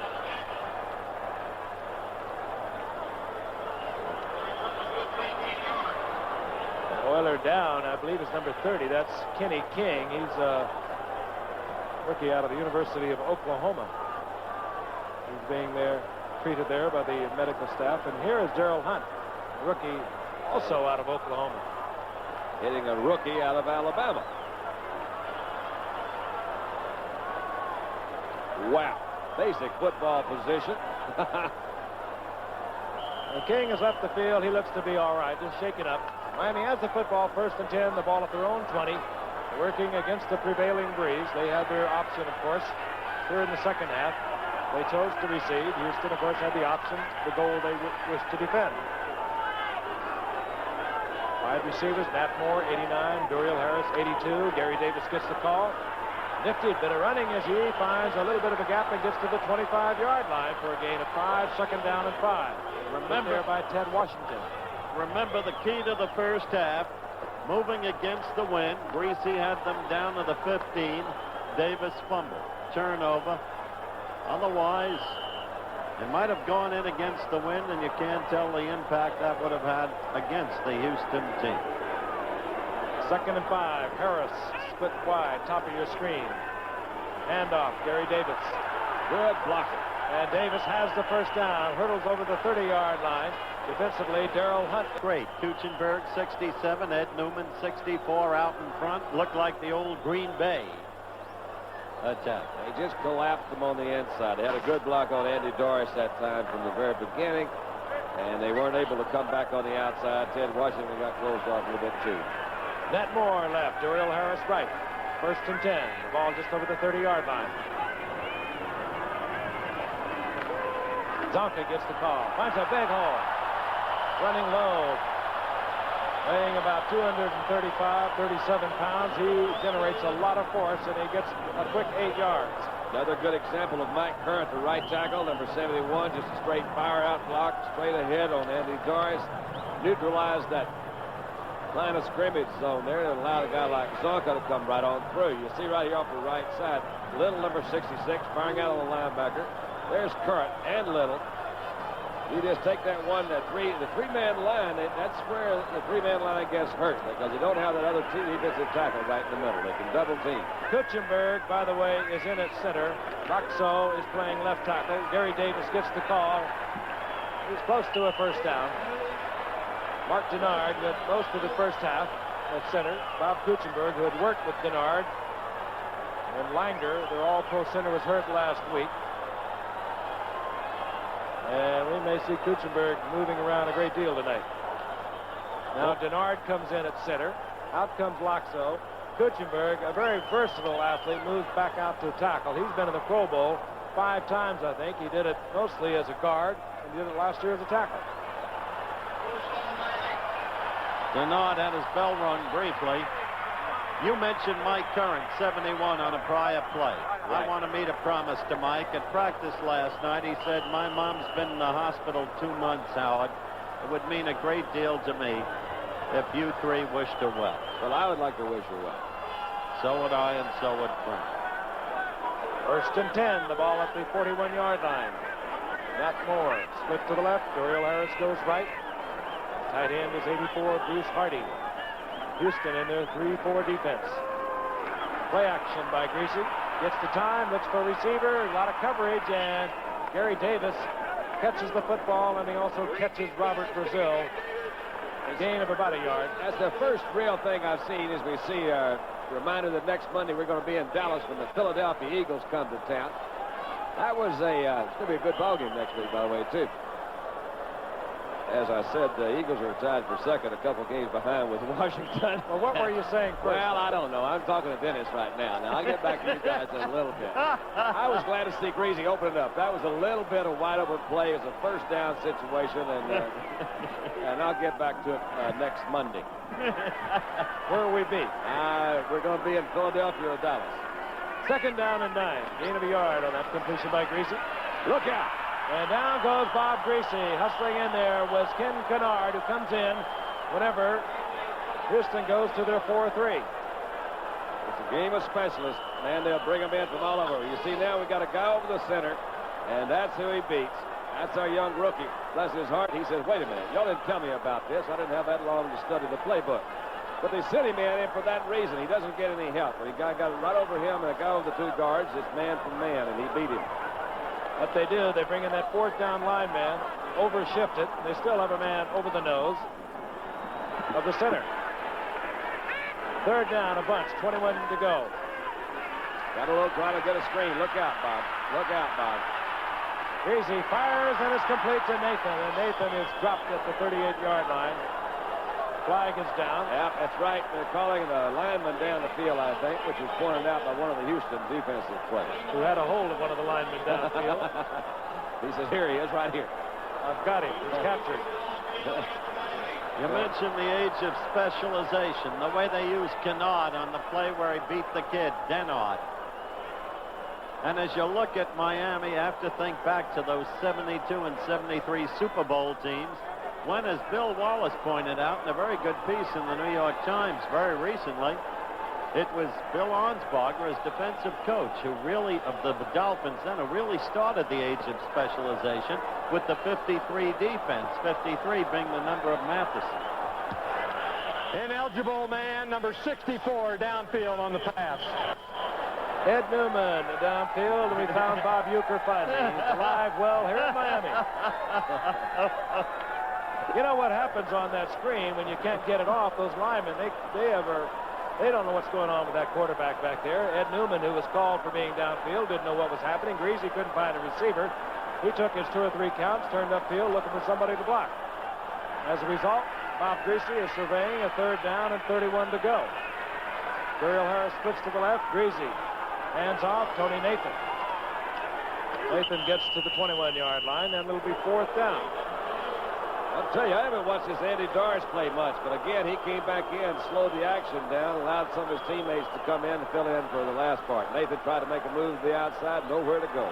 Well, after having started successfully using the run and getting up to around the 40, up to the 41, in fact, they're all the way back on their own 21. They got a kick against the wind. Houston will have good field position. And Ellender, as you can see, position at the 40-yard line. Not anticipating a long kick from Roberts. Roberts hangs it up. It doesn't turn over. Ellender has the time at the 43. And Ellender brought to the turf by Glenn Blackwood back at the 40-yard line. They'll mark it at the 41, and that is where Houston will have possession when we return in just a moment. This is the breeze we've been talking about throughout the course of the evening. It is gusting somewhere up to 14, 15 miles per hour, and right now it's to the back of the Houston Oilers. 9:48 remaining in the 3rd quarter. We remain tied at 3 apiece. Dan Pastorini, the quarterback. The setbacks are Earl Campbell, 34, Tim Wilson, 45. Campbell gets the call, breaks the tackle, and Earl Campbell at his finest inside Miami territory for a Houston Oiler 1st down at the 48. You're exactly right. Take another look at it, Don. That's Earl Campbell. Well, there's also pretty good blocking. Everybody hit somebody. Earl made a move to spin off and pick up a 1st down. I think this is very critical in the 3rd quarter for Houston to put scores on the board. They've got to go into the 4th quarter, I think, ahead of Miami in order to win. So if they're going to be conservative, throw it out the window, man. You got to get some points in a hurry. 1st down, 48-yard line of Miami. Tim Wilson gets the call. Wilson finds an opening, and Wilson uses his big body to get to the 43-yard line. A gain of 5. It'll be 2nd down and 5. Don, isn't the basic point you just made the fact that Houston has the win? Apart from the Gary Davis fumble, it seems to me the biggest factor in this game has been the wind. If you're going against the wind, you've got to play it safe. With the wind, open up. It also seems to me, Howard, that both teams have decided they're playing it close to the vest tonight. Why, I don't know. I'm sure they've got good reasons, but nobody's really opening up. Dan hasn't thrown that much, and neither has Bob. Castor and Burrows are the wide receivers for Houston. They both split to the right. Earl Campbell Surges forward, short of the first down, close to the 40-yard line. It'll be third down, about 2.5. There's young Denard. He's getting ice treatment on the back of his neck. He's got an ammonia inhaler, trying to remember for sure that he's in the Orange Bowl. I love his quote. If you're going to open up at center, might as well open up on national television with Carly Cuff. Of course. He also got a bruised eye earlier. He's got the feel of Too Tall Jones at this moment. Houston with the third down, 2.5 against the NFL's leading defense against the rush. They bring in Rob Carpenter. He's the wingback, top of your screen. They give it to Earl Campbell. Campbell has the first down. He's to the 37-yard line, inside the 37-yard line. May I suggest, Mr. Gifford, that on his last 2 carries, he has not been running tentatively. Not one bit. What is his longest run, Frank? We were talking about this afternoon. Is it 23 yards. 23 yards from the line of scrimmage. Now, that's not an Earl Campbell year to begin with. But that's because of the injury. Well, three games ago he was injured, but up until that time, he had played 7 more. This is or 6 more, whatever. Anyway. Tonight his longest run is 8 yards. He's still leading the league. And Earl Campbell gives the call, gets to the 35-yard line. Give him a yard and a half. It'll be second down along 8. Point you just made is the key point. Yeah. Still leading the league. Yeah, he's still leading the league. He's an exceptional athlete. I thought that he handled himself so well as a Heisman winner out of the University of Texas. I was really impressed with the way he handled himself last year in Houston. They call them the Houston Oilers, and first of all, there's a lot of pressure on anybody, but I really am pleased with the way he's been able to handle it so far. Second down along 8. The ball at the 35-yard line. Miami threatens the blitz. Handoff, Wilson. Wilson in the arms of Beaucamp. Line of scrimmage, that's it. It'll be third down and 8. You see Beaucamp smother him done? I saw him getting ready to it long time before he called that play, so you just change off. You don't run that play. And a quick no-huddle set by the Houston Oilers. I don't understand that either. Trying to keep Miami from changing into their pass defense. That's what it is. Good thought. Pastorini. Right down the middle, Dan. Pastorini, and there is a battle for the football. If there's dual possession rule, it goes to the offensive receiver. We'll see. Larry Gordon and Tim Wilson. Well, it looked like to me the defensive guy had it, but that rule you mentioned, Frank, may put it the other way. And I think, well, Houston thinks they're going to do that anyway. It was Larry Gordon and Tim Wilson. Pastorini with a very nifty move. Bun says to heck with that. Let's look again. Gordon and Wilson. Well, Gordon had it. It was stolen back from him. That's that rule, Frank. There's tie, you go to the offensive guy. That's how it was ruled. 48-yard field goal attempt now by Tony Fritz. He has a prevailing wind at his back. We keep talking about it, but it is an influence in this football game. A lot of distance. He's got it. And a lot of accuracy again. Hey. Tony Fritz, who hit on a 46-yard field goal, has hit from 48 yards out. And Houston is out in front. Brent. He used to hold the football, Don. Let's take another look at that 48-yard field goal. All right, the snap's a little bit high on the right side. Not a place to do it. You see that old Gifford Nielsen moves it around. Now, watch this reaction. He says, now, I missed one earlier, but here's what I want to tell you folks here in Miami. It is good, and I am wonderful. I am wonderful. Yes, yes. He's speaking no English. He's got sign language. That'll make Mr. Cap of Dallas happy. Why not? Fritz to kick off. The Oilers out in front, 6-3. Tony Nathan is deep. Good kickoff, too. And he'll run it out. Nathan upended. His gamble cost him 3 yards. The touchback, of course, went to the 20, but Booby Clark down there on the special teams defensively for Houston. Oh, Booby Clark out of Cincinnati came down there. They thought he was going to be exactly out of third team backup for him, but he does a lot of special team work. This is a critical series for Miami. They want to get out of trouble. They want to wind up with decent field position for the fourth quarter start so that they'll have the wind behind them. They don't want to screw up either. They don't want to make any turnovers right here. That's exactly so. Zonka and Davis the setbacks. Greasy to the air. Greasy sacked inside the 15-yard line. Ted Washington on the blitz. And Elvin Bethea was also there. Washington 59, Bethea 65, and they're going to mark it at the 8-yard line. Deep trouble. I would have kept it on the ground. Against the wind, you've got to be conservative, Don. They didn't do it. They lost a lot of yardage with their first possession, but they also ate up almost a little over 5 minutes that first time they had the ball. So now on the ground. Yeah. Greasy now, 2 sacks, a loss of 20 yards. Gary Davis. And down goes Davis. Elvin Bethea, number 65, a 12-year man out of North Carolina A&T, who still has a lot of football playing left. Yes, Elvin. Elvin, you are too much. He gets relief now from Jesse Baker, a rookie out of Jacksonville State, on the passing situation. He comes in now, but they will move to the sidelines.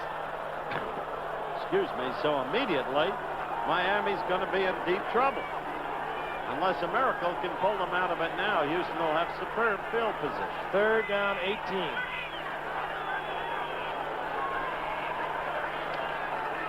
Gary Davis turns it to the inside, gets back close to the original line of scrimmage, but really was working on the clock. It says 3:35, and it's ticking away here in the 3rd quarter. Greg Bingham in on the stop there defensively for the Oilers.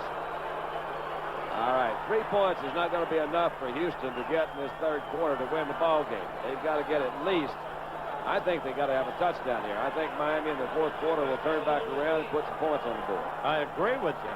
Richard Ellender, and he's at his own 45-yard line as Roberts sets the punt for Miami. Roberts off the side of his foot. And it takes a bit of a Miami bounce and goes out of bounds, but Houston will have the football at their own 47-yard line. 3:02 remaining in the 3rd quarter. Houston on top by 3. These are the other games we'll be covering as the second part of our doubleheader. University of Tennessee at Chattanooga. Joe Morrison. And number 40. Man never fumbled in his life until the title game against the Bears in '63. Oh, you would recall that one. If you're listening, Joe, I'll never forgive you. Houston has the ball. They have the breeze at their back. 1st and 10 at their own 47-yard line. They're up by 3 points, 6-3. Earl Campbell gets to midfield, runs into the Dolphins. Rusty Chambers is there. Closing down Doug Betters. Gain of 3. It'll be 2nd down 7. Here's the basic point Don was making a moment ago that I agree with. Houston, if they don't score now, especially score a touchdown with the wind behind them, Miami figures with the wind behind them finally to untrack it and perhaps capture the ball. We've laid it on the line, haven't we? Castor and Burrow split to the right. Handoff, big hole. Earl Campbell blows to it. 1st down, close to the 40-yard line. Ooh, can he get accelerated? He really can. And that Houston offensive line is beginning to smash Miami's defensive line, that great defense. Do you know how close Dallas came to having Earl Campbell in the backfield with Tony Dorsey? Oh, my goodness, if they had those two together, nobody would ever beat them. Well, there was a big rumor around. Everybody was swapping draft choices and other stuff to get this sort of thing from Tampa Bay, but Houston wound up with it. That would really be tough, wouldn't it? The 1st down is a Miami's 40-yard line. Inside 2 minutes remaining here in the 3rd quarter. Campbell veers out to the left. That's what he does. He has super speed. He's short of the 1st down, the 32-yard line. Tim Foley taking Campbell out of bounds, and he's shaken up.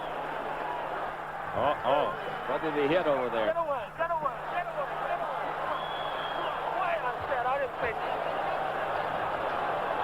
Yeah, that could be bad. This could be deep trouble. Brings back memories of the old Bubba Smith accident running into the chains. The lineman. I testified in that case. Well, I testified for Bubba. He lost the case. What if that had anything to do with it? Good thing he didn't have a parking ticket. Here's what he did really well, because right here is pretty well blocked up, and nobody really had a hand on it. He bumped out to the outside. You see Small coming over to number 48. I want to tell you, that Foley is really hit that's what he did. night. Short of the 1st down by about 1.5 yards. 2:92. That's a quick track.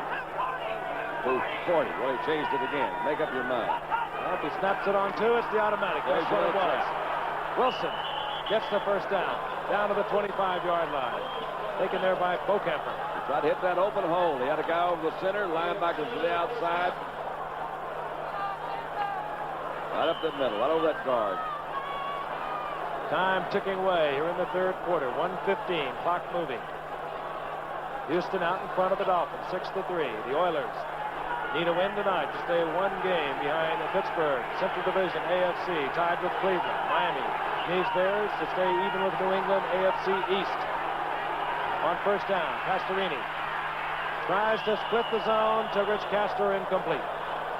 Well, he had a really nice shot and hitting his backup tight end, Conrad Rucker, number 87, who'd just gone out there and uncovered about that middle zone. Could have picked him up a first down. Think what he does to linebackers when he hits that line of that yardstick just like that. He bent it. That can be very dangerous. In Bubba's case, it bent Bubba. By the way, Conrad Rucker, whom Don mentioned a moment ago, is in there because Mike Barber suffered a severely sprained knee in the first quarter. Earl Campbell, single setback, second down, 10. Mike Renfro, 82, top of your screen. Hand off Campbell. Betters tries to hold on, but Campbell lunges forward. That was amazing. Gets to the 22, gain of 3. I would say there's not more than 3 backs in the National Football League right now that could have made 3 yards in that situation. Only other one I can think of is Franco Harris. Well, there's just no place to go. They try to run a trap. They see the guard. Well, he actually did do it pretty good, just a stalemate there, but Campbell's going right on the cross, moving it out of there. Good close down by Doug Betters. Here we go, Frank. 4 down linemen for Miami. Third down, 7. Miami thinking pass. Pastorini changing off.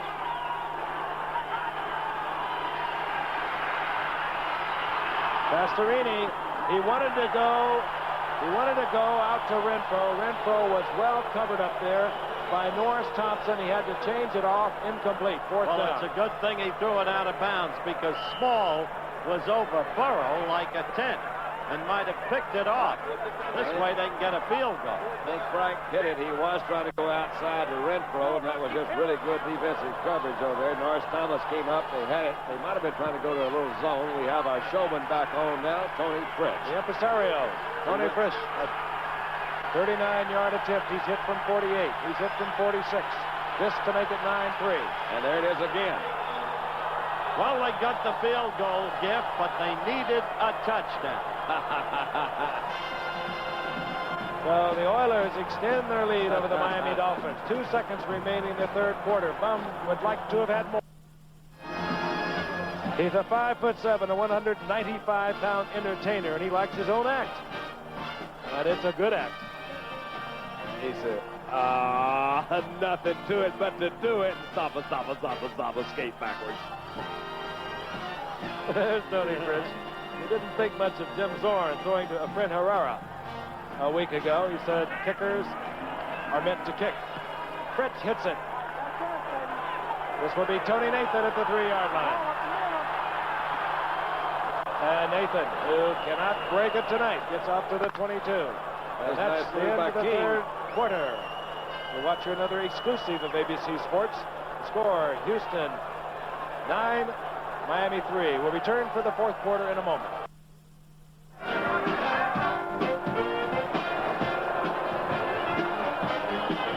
We begin the fourth quarter. The Oilers over the Dolphins 9-3. An important game for both of these ball clubs. It's been played very close to the vest. Miami now down by 6 points. Bob Greasy has a prevailing breeze behind him. He has gifted wide receivers in Nat Moore, Dorial Harris coming off a great game against Green Bay with 10 receptions a week ago. One would anticipate that Bob Greasy will put the ball in the air, but he goes with Gary Davis on 1st and 10. And Davis with a nice run moves out to about the 29-yard line, a gain of 7. It'll be 2nd down 3.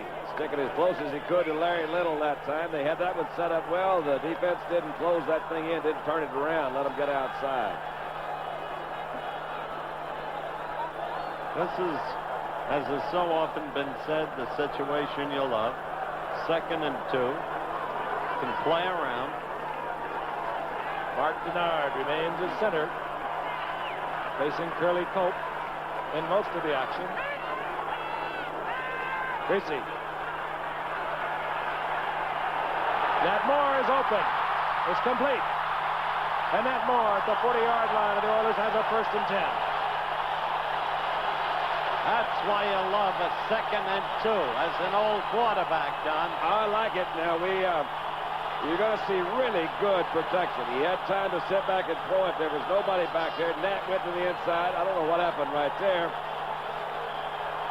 Came back and cut. All right. And he said, Howard, they need to score at least a touchdown that 3rd quarter. They didn't. They did get 2 field goals. Nat Moore's wide open to the outside. Very heady quarterback, Bob Greasy, against the breeze. He used his running backs as receivers. Now he's beginning to, we will anticipate he's going to be able to go to those wide receivers on 1st and 10. Same play as a moment ago on 1st and 10. Gary Davis, less results. Larry Little, the elder statesman, said last night when I asked him how he was, how could I be? I'm a year older. Missed his block. Well, that plus Vernon Perry, who didn't come up the time before, did that time from his safety position and try to give him a little bit of containment and turn it back to the inside. 2nd and 9. The ball at the 39-yard line.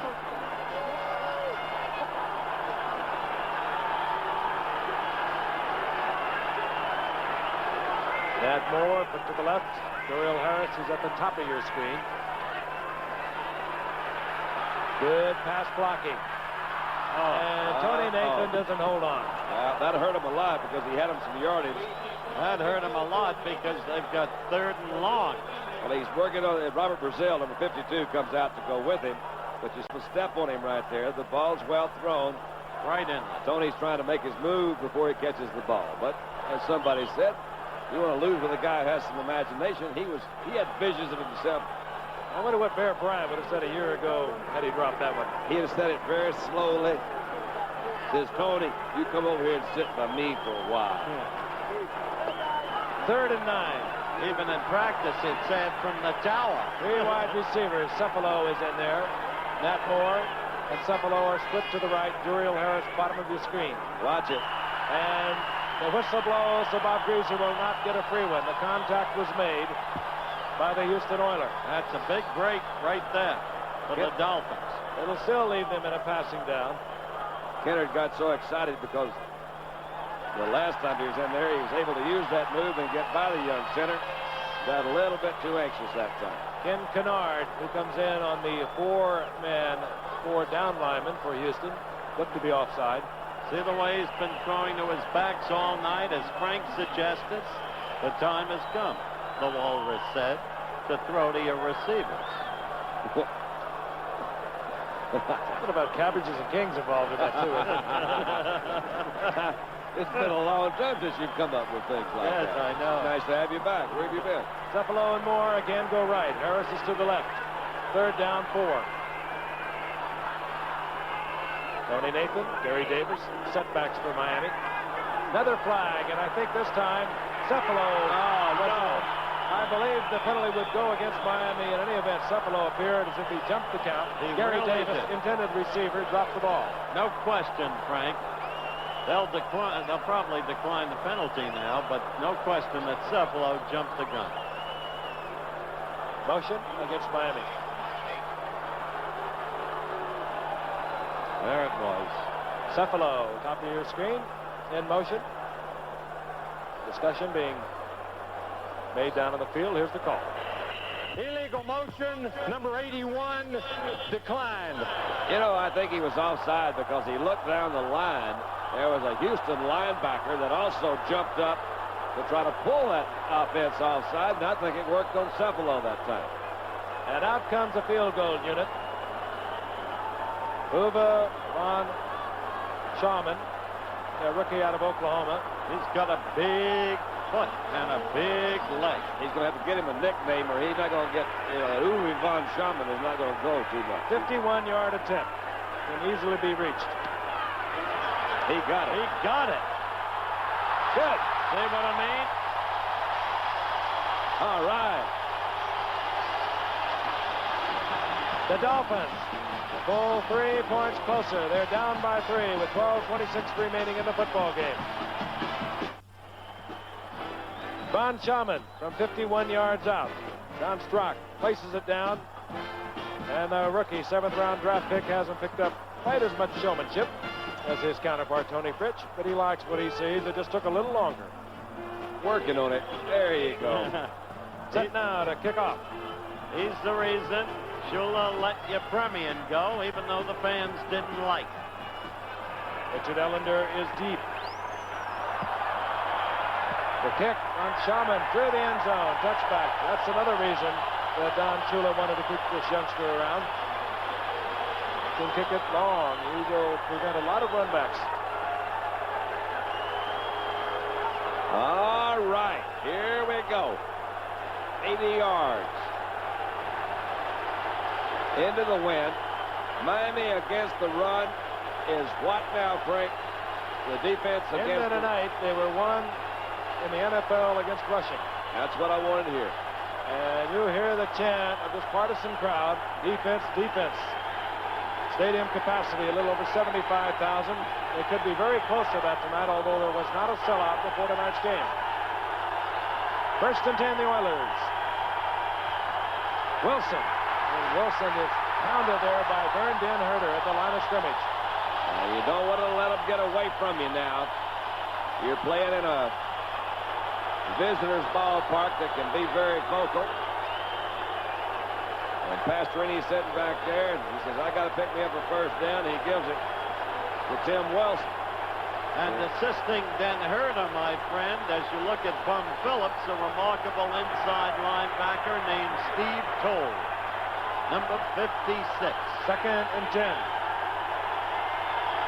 Pastorini cannot have his signals heard because the crowd is really behind Miami at this point. If I was the middle linebacker for the defense, I would sure be pleased with my position right now. He's run 1 down and he's made a half a yard.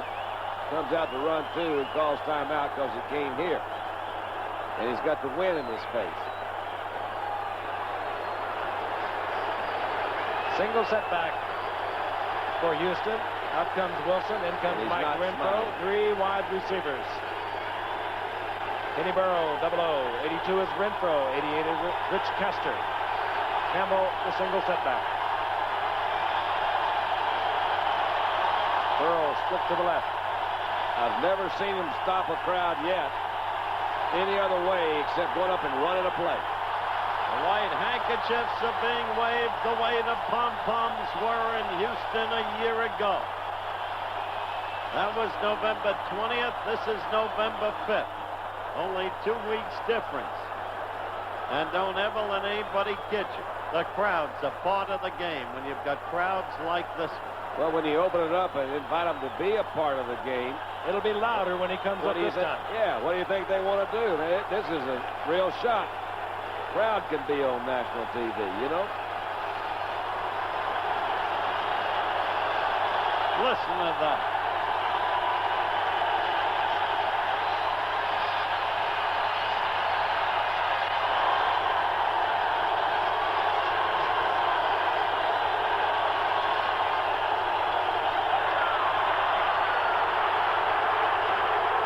There'll be only one way to end it, and that is run a play. There's not the one guy can do it. It's number 7. And I'm going to get upset with him if he doesn't go up there and run a ball, man. You're being into that area of what they call prima donna. I love that guy. He ain't no prima donna. I'm not talking about him. I'm talking about the guy supposed to get it going out there. He's got himself a new hat. It's hard to tell with Bum. They all look creased just right. Well, that's a new one. Got the big feather in it. All right. 11:42 remaining in the game. Oilers on top. 9-6 over Miami.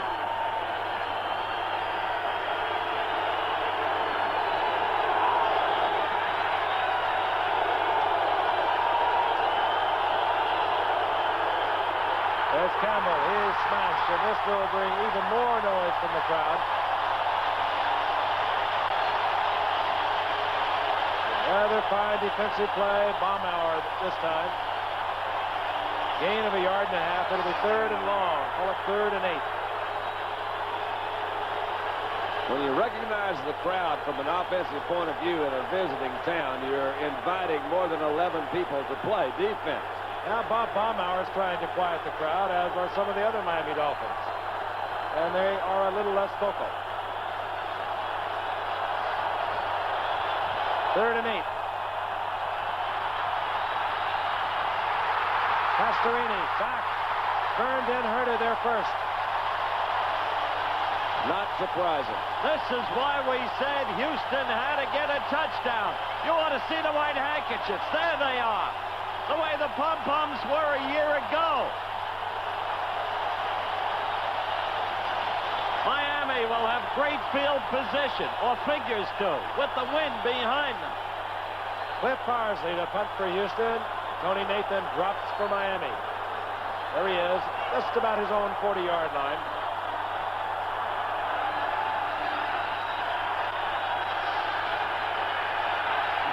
Parsley doesn't turn it over. It's a short kick. Fair catch was called for out there by the Miami Dolphins. Kozlowski, and a flag was thrown because Kozlowski was not given the opportunity to make the catch. That's right. It'll be against Houston.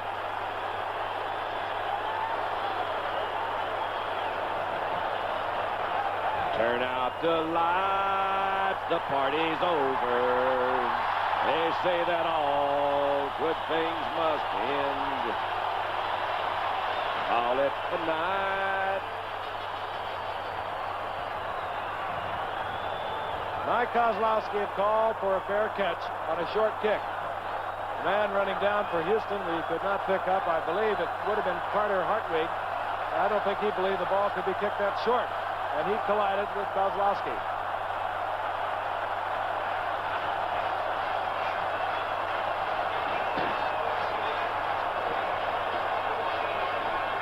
Well, it's ridiculous. Options being talked over down on the field. We'll get the call momentarily. Our referee tonight, Fred Wyatt.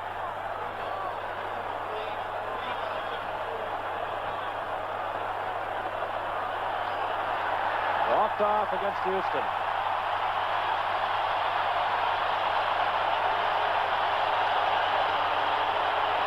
Here's the call. Fair catch interference. Number 36. Touchdown. Carter Hartwig. And quite frankly, I don't believe he thought that ball would be that short. He just collided with Kozlowski, but in any event, the Miami Dolphins down by 3 points have a 1st and 10 at the 31-yard line of the Houston Oilers. The least they figure to get out of it is a tying field goal with still the wind at their backs. The wind, the biggest factor in the game. Gary Davis.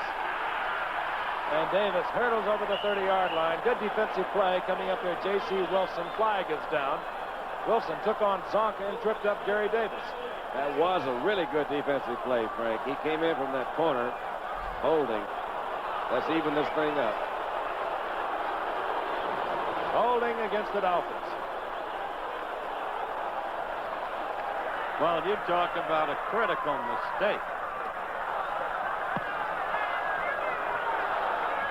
Ron Sharman getting ready, but here's the call. Holding. 7 offense. Bob Kuchenberg holding for the Dolphins. Oh, you don't expect a veteran like Kuchenberg.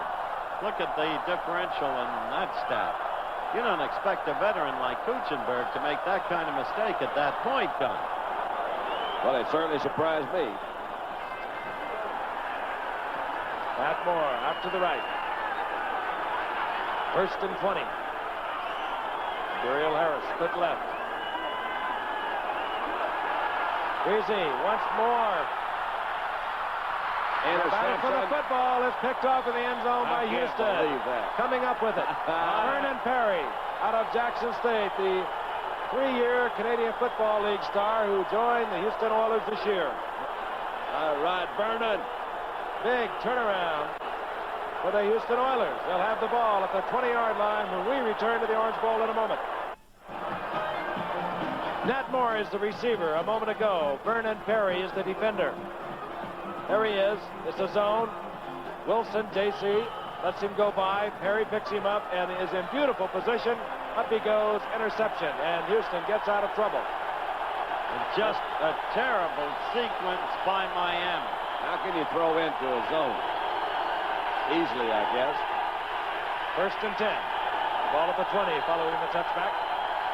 Campbell gets the call. Looks for it open to the left side. He gets 3-4 yards. It'll be 2nd down and 6. What you just saw was a pair of mistakes almost beyond belief for so skilled and so magnificently coached a team as Miami. First, the holding call on Kuchenberg. Second, and John Madden would be the first to tell you this, you don't try to get it all back at once. With the wind behind them, all they had to do was chew out some smaller yards. Field goal. No, Houston has the football. Ball marked inside the 24-yard line. 2nd down, 7, captured. Readjust into the tight end position. Campbell gets the call, and Campbell out over the 25-yard line, close to the 28-yard line. It'll be 3rd down and about 2.5. Big play for Houston, trying to maneuver for position so that if they have to give up the football, Miami won't have the great field position. Steve Toll back in the lineup defensively now for Miami. Greasy looking over his game plan on the clipboard. After that, I'd take a look at it myself.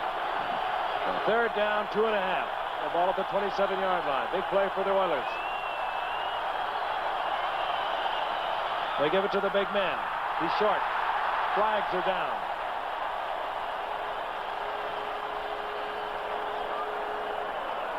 I haven't seen too many defensive calls. It'll go against the Oilers. That'll bring up 4th down. I'm not so sure I wouldn't take this one with the breeze being what it is. Shula declined it. He wants the football. Well, there's no reason to give him another shot at picking it up, no matter how far they have to go. He knows now they're going to punt, so he can definitely get the ball back. I'm not so sure. And he also knows against that wind that Cliff Parsley can't kick the ball. He's been kicking short all night. And deep goes Tony Nathan, a dangerous return man, leading the league after 9 games with over 15 yards per return. A real credit to Miami's defense that time against the run. They took 3 big charges and held them. Parsley, end over end. Nathan picks it up. And is dropped in his tracks at the 37-yard line. Still good field position, however, for the Miami Dolphins with 8:20 remaining in the 4th quarter. We'll be returning in a moment. Frank Gifford along with Howard Cosell and Don Meredith watching the Houston Oilers and the Miami Dolphins. The Oilers have a 9-6 lead, but the Dolphins have been threatening. Bob Greasy picked off in the end zone a short while ago. Turned back 1 drive. If they had the football, 1st and 10 at their own 37-yard line. An important game for Miami. They need it to stay abreast of the New England Patriots in their Eastern Division of the AFC. The Houston Oilers need it to stay within 1 game, tied with Cleveland behind Pittsburgh, AFC Central. Dolphin Denny, the cheerleader of the Miami Dolphins. Greasy, 11 of 19 on the night, 119 yards. Pastorini, 6 of 10, 25 yards for Houston. 1st down. Greasy gets the pressure, but he gets the ball off. Complete, Gary Davis. Davis with some nifty running inside Houston Oiler territory, close to the 48. Yeah, this time you'll see it called a little differently. You won't see the going for the big bomb against the zone the way they tried it the last time. Greasy gets away from the blitz on the part of Robert Brazil. And Mark Denard got some help from Larry Little that time on Curly Cup. Had some time to throw. And Gary Davis, good balance, picked up the 1st. Indeed it was. Bouncing off defensive back Greg Stimry. Davis, 7 receptions on the night, 51 yards. 1st down, Miami. Fumble. Gary Davis bobbles the ball, and it's Robert Brazil, I believe. Yes. Gary Davis with another costly fumble. Things have a way of running in a pattern. Gary Davis' 2nd key turnover. Last year they had a back named Leroy Harris, and the key to Houston's victory, as you look at a forlorn Gary Davis, the key to Houston's playoff victory Miami had been marching toward what appeared to be a certain touchdown. Let's look at it again. And Leroy Harris fumbled, turning it over to Houston. This is the second time. That was Curly Colt stripping the ball, and Robert Brazil was there. First down, Houston, midfield, 7:27 remaining in the game. Campbell just powers his way, strictly on his own, close to the 45-yard line. Gain of 4, 2nd and 6. Happy man, Bob Brazil. I'll tell you, he is some football player. Since he came up 5 years ago out of Jackson State, he has been fun to watch. He's terrific. In the meantime, end of story, Leroy Harris is with the Philadelphia Eagles.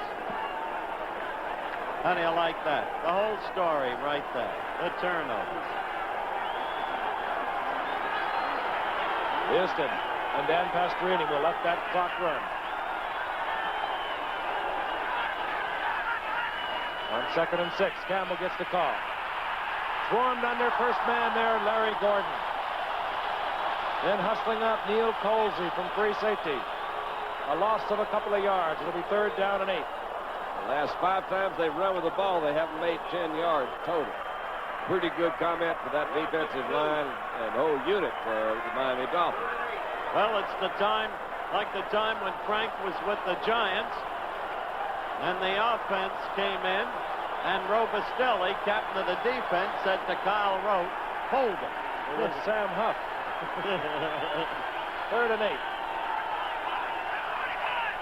Campbell over 100 yards. The first back to do so against the Dolphins this year. He increases it here, but he'll be short of the first down. The Oilers very conservative. They really are, aren't they? They also leading. You don't think 9 to 6. Campbell again slow getting up. 4th down, and that will produce the punting unit. Cliff Parsley. It looks like a knee brace that he's got there on his right knee. Whatever, he's got 107 yards, and like you said, he's leading the league. He's leading the league. Leading the conference, not the league. All right. Nat Moore is deep now for Miami. Anticipating Parsley's high kick. That's what he did on another opportunity. And it's going to be too much time. An old ploy in the league. 4th down, less than 5. You give them a long count, take the penalty, and hope to draw them off sides and get a first. 5:13 left, Frank. Delay offense. 4th down. Doesn't really have much of an impact as to where the ball will be taken by Miami. They're going to be in their own territory, fairly deep. If Parsley can come through with any kind of a punt. So that's a 5-yard sacrifice.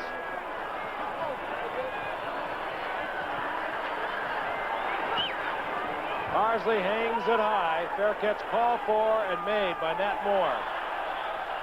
In a crowd at the 17-yard line. 5:05 remaining in the game. Nat Moore put back there in place of Tony Nathan. I believe probably just because he has had so much experience as opposed to the rookie Tony Nathan. A very critical time right now for Miami. They've had their opportunities. They had an interception in the end zone of a Bob Greasy pass. They had a Gary Davis fumble at midfield. And the Gary Davis fumble on the opponent's 15 in the first half. But they've got Von Schauman's foot. On 1st and 10. Greasy. Screen to Davis. Good And move. Gary Davis out over the 20-yard line to the 23-yard line. Taken there by Ken Kennard, moving over from his defensive line position. Brazil was in good position that time, and yet he was blocked, got up from one block, slowed Davis down a little, but not enough to make the tackle. Let some of his other friends come over, and they picked up 8 yards. Shula's already worried about the clock, down to 4:32 and counting down. He's trying to get them to hurry up. Very much a part of the ball game, but he can't retain the football for his team. Duriel Harris, split left. Nat Moore, wing back, top of your screen, right for Miami. Zonka gets the call, gets the first down, bowling ahead, out to the 29-yard line. No flag on that play, Frank. It looked to me like Houston was offside. I agree. Don Shula exhorting his troops. I'll tell you one thing. If you want a quarterback out there that can handle the clock and handle a team, is the man that's out there now, Bob Greasy. He knows right where he is. He's in trouble if he knows. On first down. Gary Davis does not hold on, incomplete. Smacked there by Greg Stemrick. It'll be second down and 10. And a pair of 27s colliding, Stemrick and Gary Davis. You like Stemrick, don't you, Howard? He hits. You just saw an example of it. I think he's really, regardless of number of interceptions, the best defensive back they got. Mike Reinfeldt leads the NFL in interceptions.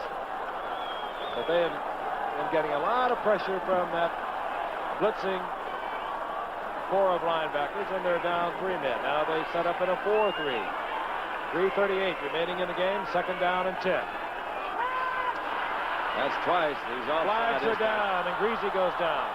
Well, that offside penalty is going to hurt him. Looked like Curly Culp was just a little anxious in the middle. It looked that way from here. Let's see if there was inducement. Nope. Big break for Miami. Greasy had been sacked inside his 20-yard line. Watch 78. You just see the 8 right over the center. There's Curly Culp. Yeah, he's in there. 15-yard difference on that little play. Number 78, offense. A 15-yard turnover. You're exactly right. All Shula wants is field goal position for the kid from Oklahoma with the big foot and the big leg to at least tie it up. Send it in overtime. It'll be second down and 5. Matt Moore goes right, Duriel Harris left.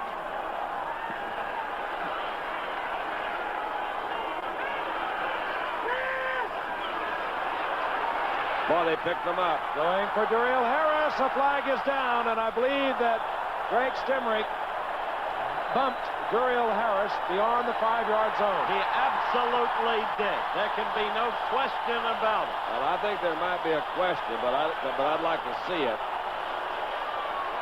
You'll see it.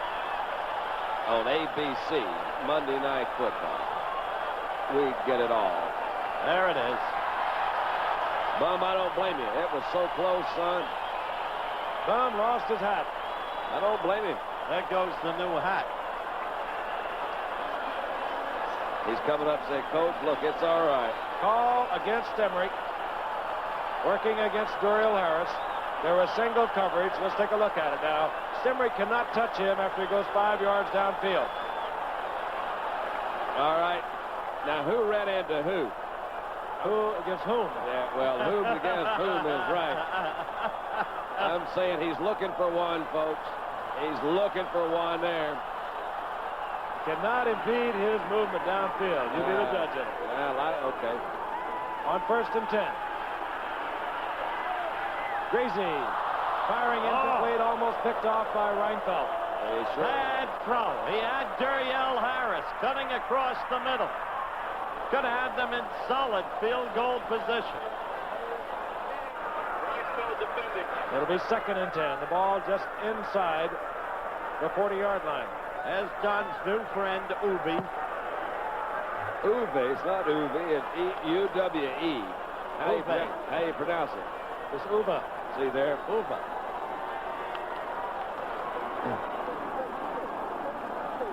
I have a feeling we'll have to learn to pronounce it. He'll be around a while. Fine kicker. Second and 10. Duriel Harris, split left. Matt Moore, top of your screen. The tight end is Bruce Hardy. He's been quiet all night. Going for Hardy. Incomplete. All right, now, they had 3 receivers over there in about an 8-yard radius. Bob, what happened? He didn't like it either. Somebody went the wrong way. You don't have them all over, I don't think. That brings up third down and 10. 3:10 remaining in the game. New Orleans on top, 9-6. A field goal could tie it up. Send it into overtime. The Oilers have gone to that four-man defensive front four these last series of downs. They do it on the pass. They bring Kennard in. And they get a good rush. And they bring in number 75, Jesse Baker. There he is, bottom of your screen, defensive end.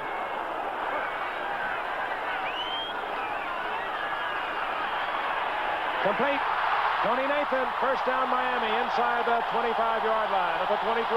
You talk about a big one. That's it. A rookie from Alabama. Well, the four big guys didn't put any rush on him. You see that offensive line come through one more time. Beautifully thrown ball across the middle to Tony Nathan. Now you don't want to panic here. You got 2:39 left, counting down. You're in good field goal position. You don't have to throw every down. Not anymore. You've got all your timeouts left. I think that Bob Greasy is well aware of the situation. Go to zone. Zonka plows to the 20-yard line. Picks up 3. Second down, 7.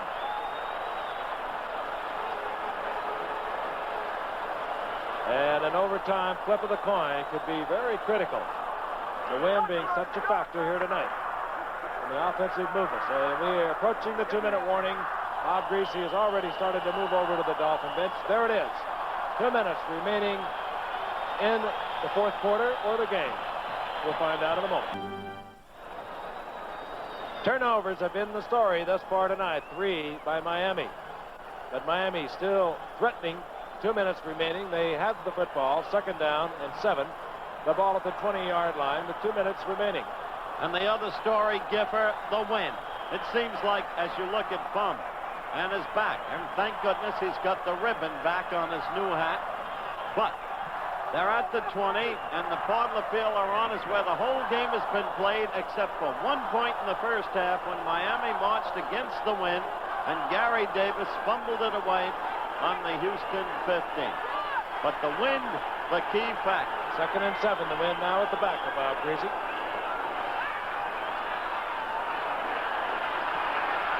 Greasy picked off. Greg Bingham. And Bingham has a lot of friends in front of him. Greg Bingham brings it all the way back to the 32-yard line. 4th turnover of the game. I'm telling you. They don't want to win this one tonight. They sure don't. They had every chance in the world. Larry Zonka made the tackle. He stepped right in there. Good. That was a good defensive position. It really was, Tom. He played it perfect. He was not pressured that much, Frank. You see Kuchenberg starts at center there again. He's replaced our rookie. He had time to throw. And Gregby just stepped right there in front, man, and took it back. Watch him go. Watch him go. You got Robert Brazil, 52, directing traffic for him. Now, you know, 64 went off the field and came back and tackled him. You can't do that. All night long, he has thrown to his back. There's Bingham, who's the momentary hero and maybe the ultimate one. First down call. Earl Campbell, right side. His job, get the first down, work on the clock, which indicates 1:40 and moving. Timeout called by Miami. That leaves them with 2 timeouts. Gain of 2 by Earl Campbell. When we come back, Houston will have a second down and 8. 1:37. Greg Bingham, who had just picked off a Bob Greasy pass, returned it all the way back to the 32-yard line of the Miami Dolphins. Look at that. I don't understand this league anymore. Not like a Shula team. I saw Bartkowski give it away last Monday. Here's Earl Campbell on second down and 8. And Campbell driving up close to a first down. I believe just a little short. Rusty Chambers over there on the stop. Bob Greasy. You look at that great... 2 interceptions on the night. Frank, you look at that great professional through all the years. He's in easy field goal range. Yeah, the other players are professionals also, though. I understand, but I'm talking about play selection. Why throw the ball? How many times when George Allen was coaching did you hear him say, don't give it away? He's not coaching anymore, though, is he? He may be back. Oh, I see. Well, those ifs and buts were candy and nuts, we would have a Merry Christmas. We've talked about that before.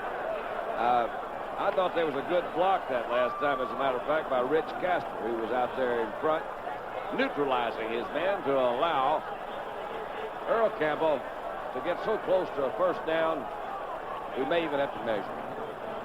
But we probably Miami won't. has used another timeout. They're down to 1:27 on the clock. Houston without a turnover tonight. Miami has 4. Well, the way it looks now, New England will be alone in the AFC East, a game ahead of Miami, 2 ahead of the Jets, who suddenly loom with playoff hopes. Pastorini, as you see, 6 of 10, 25 yards. His big weapon has been Miami.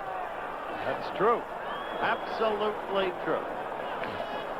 6 out Campbell, of 10. 114 yards. The first running back in this season to gain over 100 yards against Miami, and I do not believe that this great young athlete is playing at 100%. Carpenter in motion. Campbell gets the first down. And Miami uses their final timeout.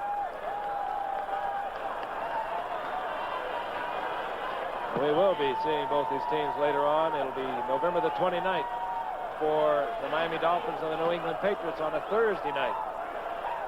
And Miami did not call timeout. Clock continues to move. They have 1 remaining. And we'll be watching the Houston Oilers and the Pittsburgh Steelers later. December 10th.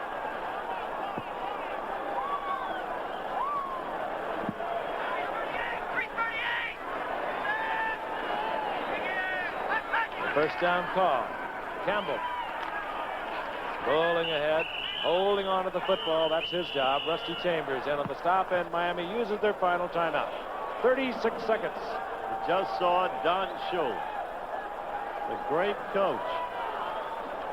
Just saw him use his hands in a kind of hand shrug rather than a shoulder shrug. Well, he's got to be pleased with his defense, because really they haven't given up much at all. His offense has made some turnovers, the fumbles, interceptions, and didn't put any points on the board. We didn't see a touchdown all night. And New England is going to have sole possession of the Eastern Division of the AFC with a 7-3 record.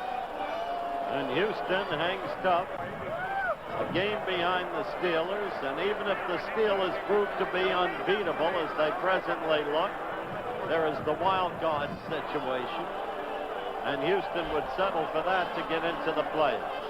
And what a job Chuck Noll and the Steelers have done this year. They are a great football team, but they have really fought the injury adversity well. And now they're getting healthier and healthier. Benny Cunningham can play more and more. Lynn Swan, so utterly resourceful. What doesn't help this Houston club is their schedule for the last half of this season. Brutal. It's Just toughest in the league. Brutal. They play Oakland in the Astrodome next Sunday. Then they have Cincinnati, Dallas, Cleveland, Pittsburgh, and Houston. For Miami, well, the way things have gone this year, it's all tough. 2nd down and 8. Pastorini drops to the turf. Miami cannot stop the clock. They need to run one more play. Time for Don to sing. Well, I think in 10 years, this is the first time I've ever missed it. And I took a real chance, because I sang it the other way at the beginning of the 4th quarter. So did I. Yeah. I want to thank our spotter, Steve Bazika, our statistician, Jerry Klein, as the seconds tick off on the clock. And the Oilers have defeated the Dolphins 9-6. Earl Campbell, a big night. The first running back to go over 100 yards against Miami this season. And a nice man. Dan Pastorini using Earl Campbell judiciously, capitalizing on the turnover. Those of you on the West Coast, stay tuned for 2:40 Robert. Once again, the final score, Houston 9, Miami 6. Join us next week for ABC's NFL Monday Night Football. The Philadelphia Eagles against the Dallas Cowboys from Texas Stadium in Irving, Texas. The executive producer of ABC Sports is Brune Arledge. ABC's NFL Monday Night Football produced by Dennis Lewin. Directed by Chet Forty. Technical director Bill Morris. Associate director Rob Biner. Be with us this Saturday for NCAA college football, a doubleheader. Check the local listings for the time and game in your area. This is Frank Gifford along with Howard Cosell and Don Meredith saying so long from the Orange Bowl in Miami, Florida. Travel arrangements made through and a promotional fee paid by United Airlines. More people fly United to Hawaii than any other airline. This has been a presentation of the leader, ABC Sports, bringing you exclusive coverage when the world comes to America this February for the 1980 Winter Olympics. And the happy man who scored all the points for the Houston Oilers, Tony Fritsch. Yes, Tony, you've got it.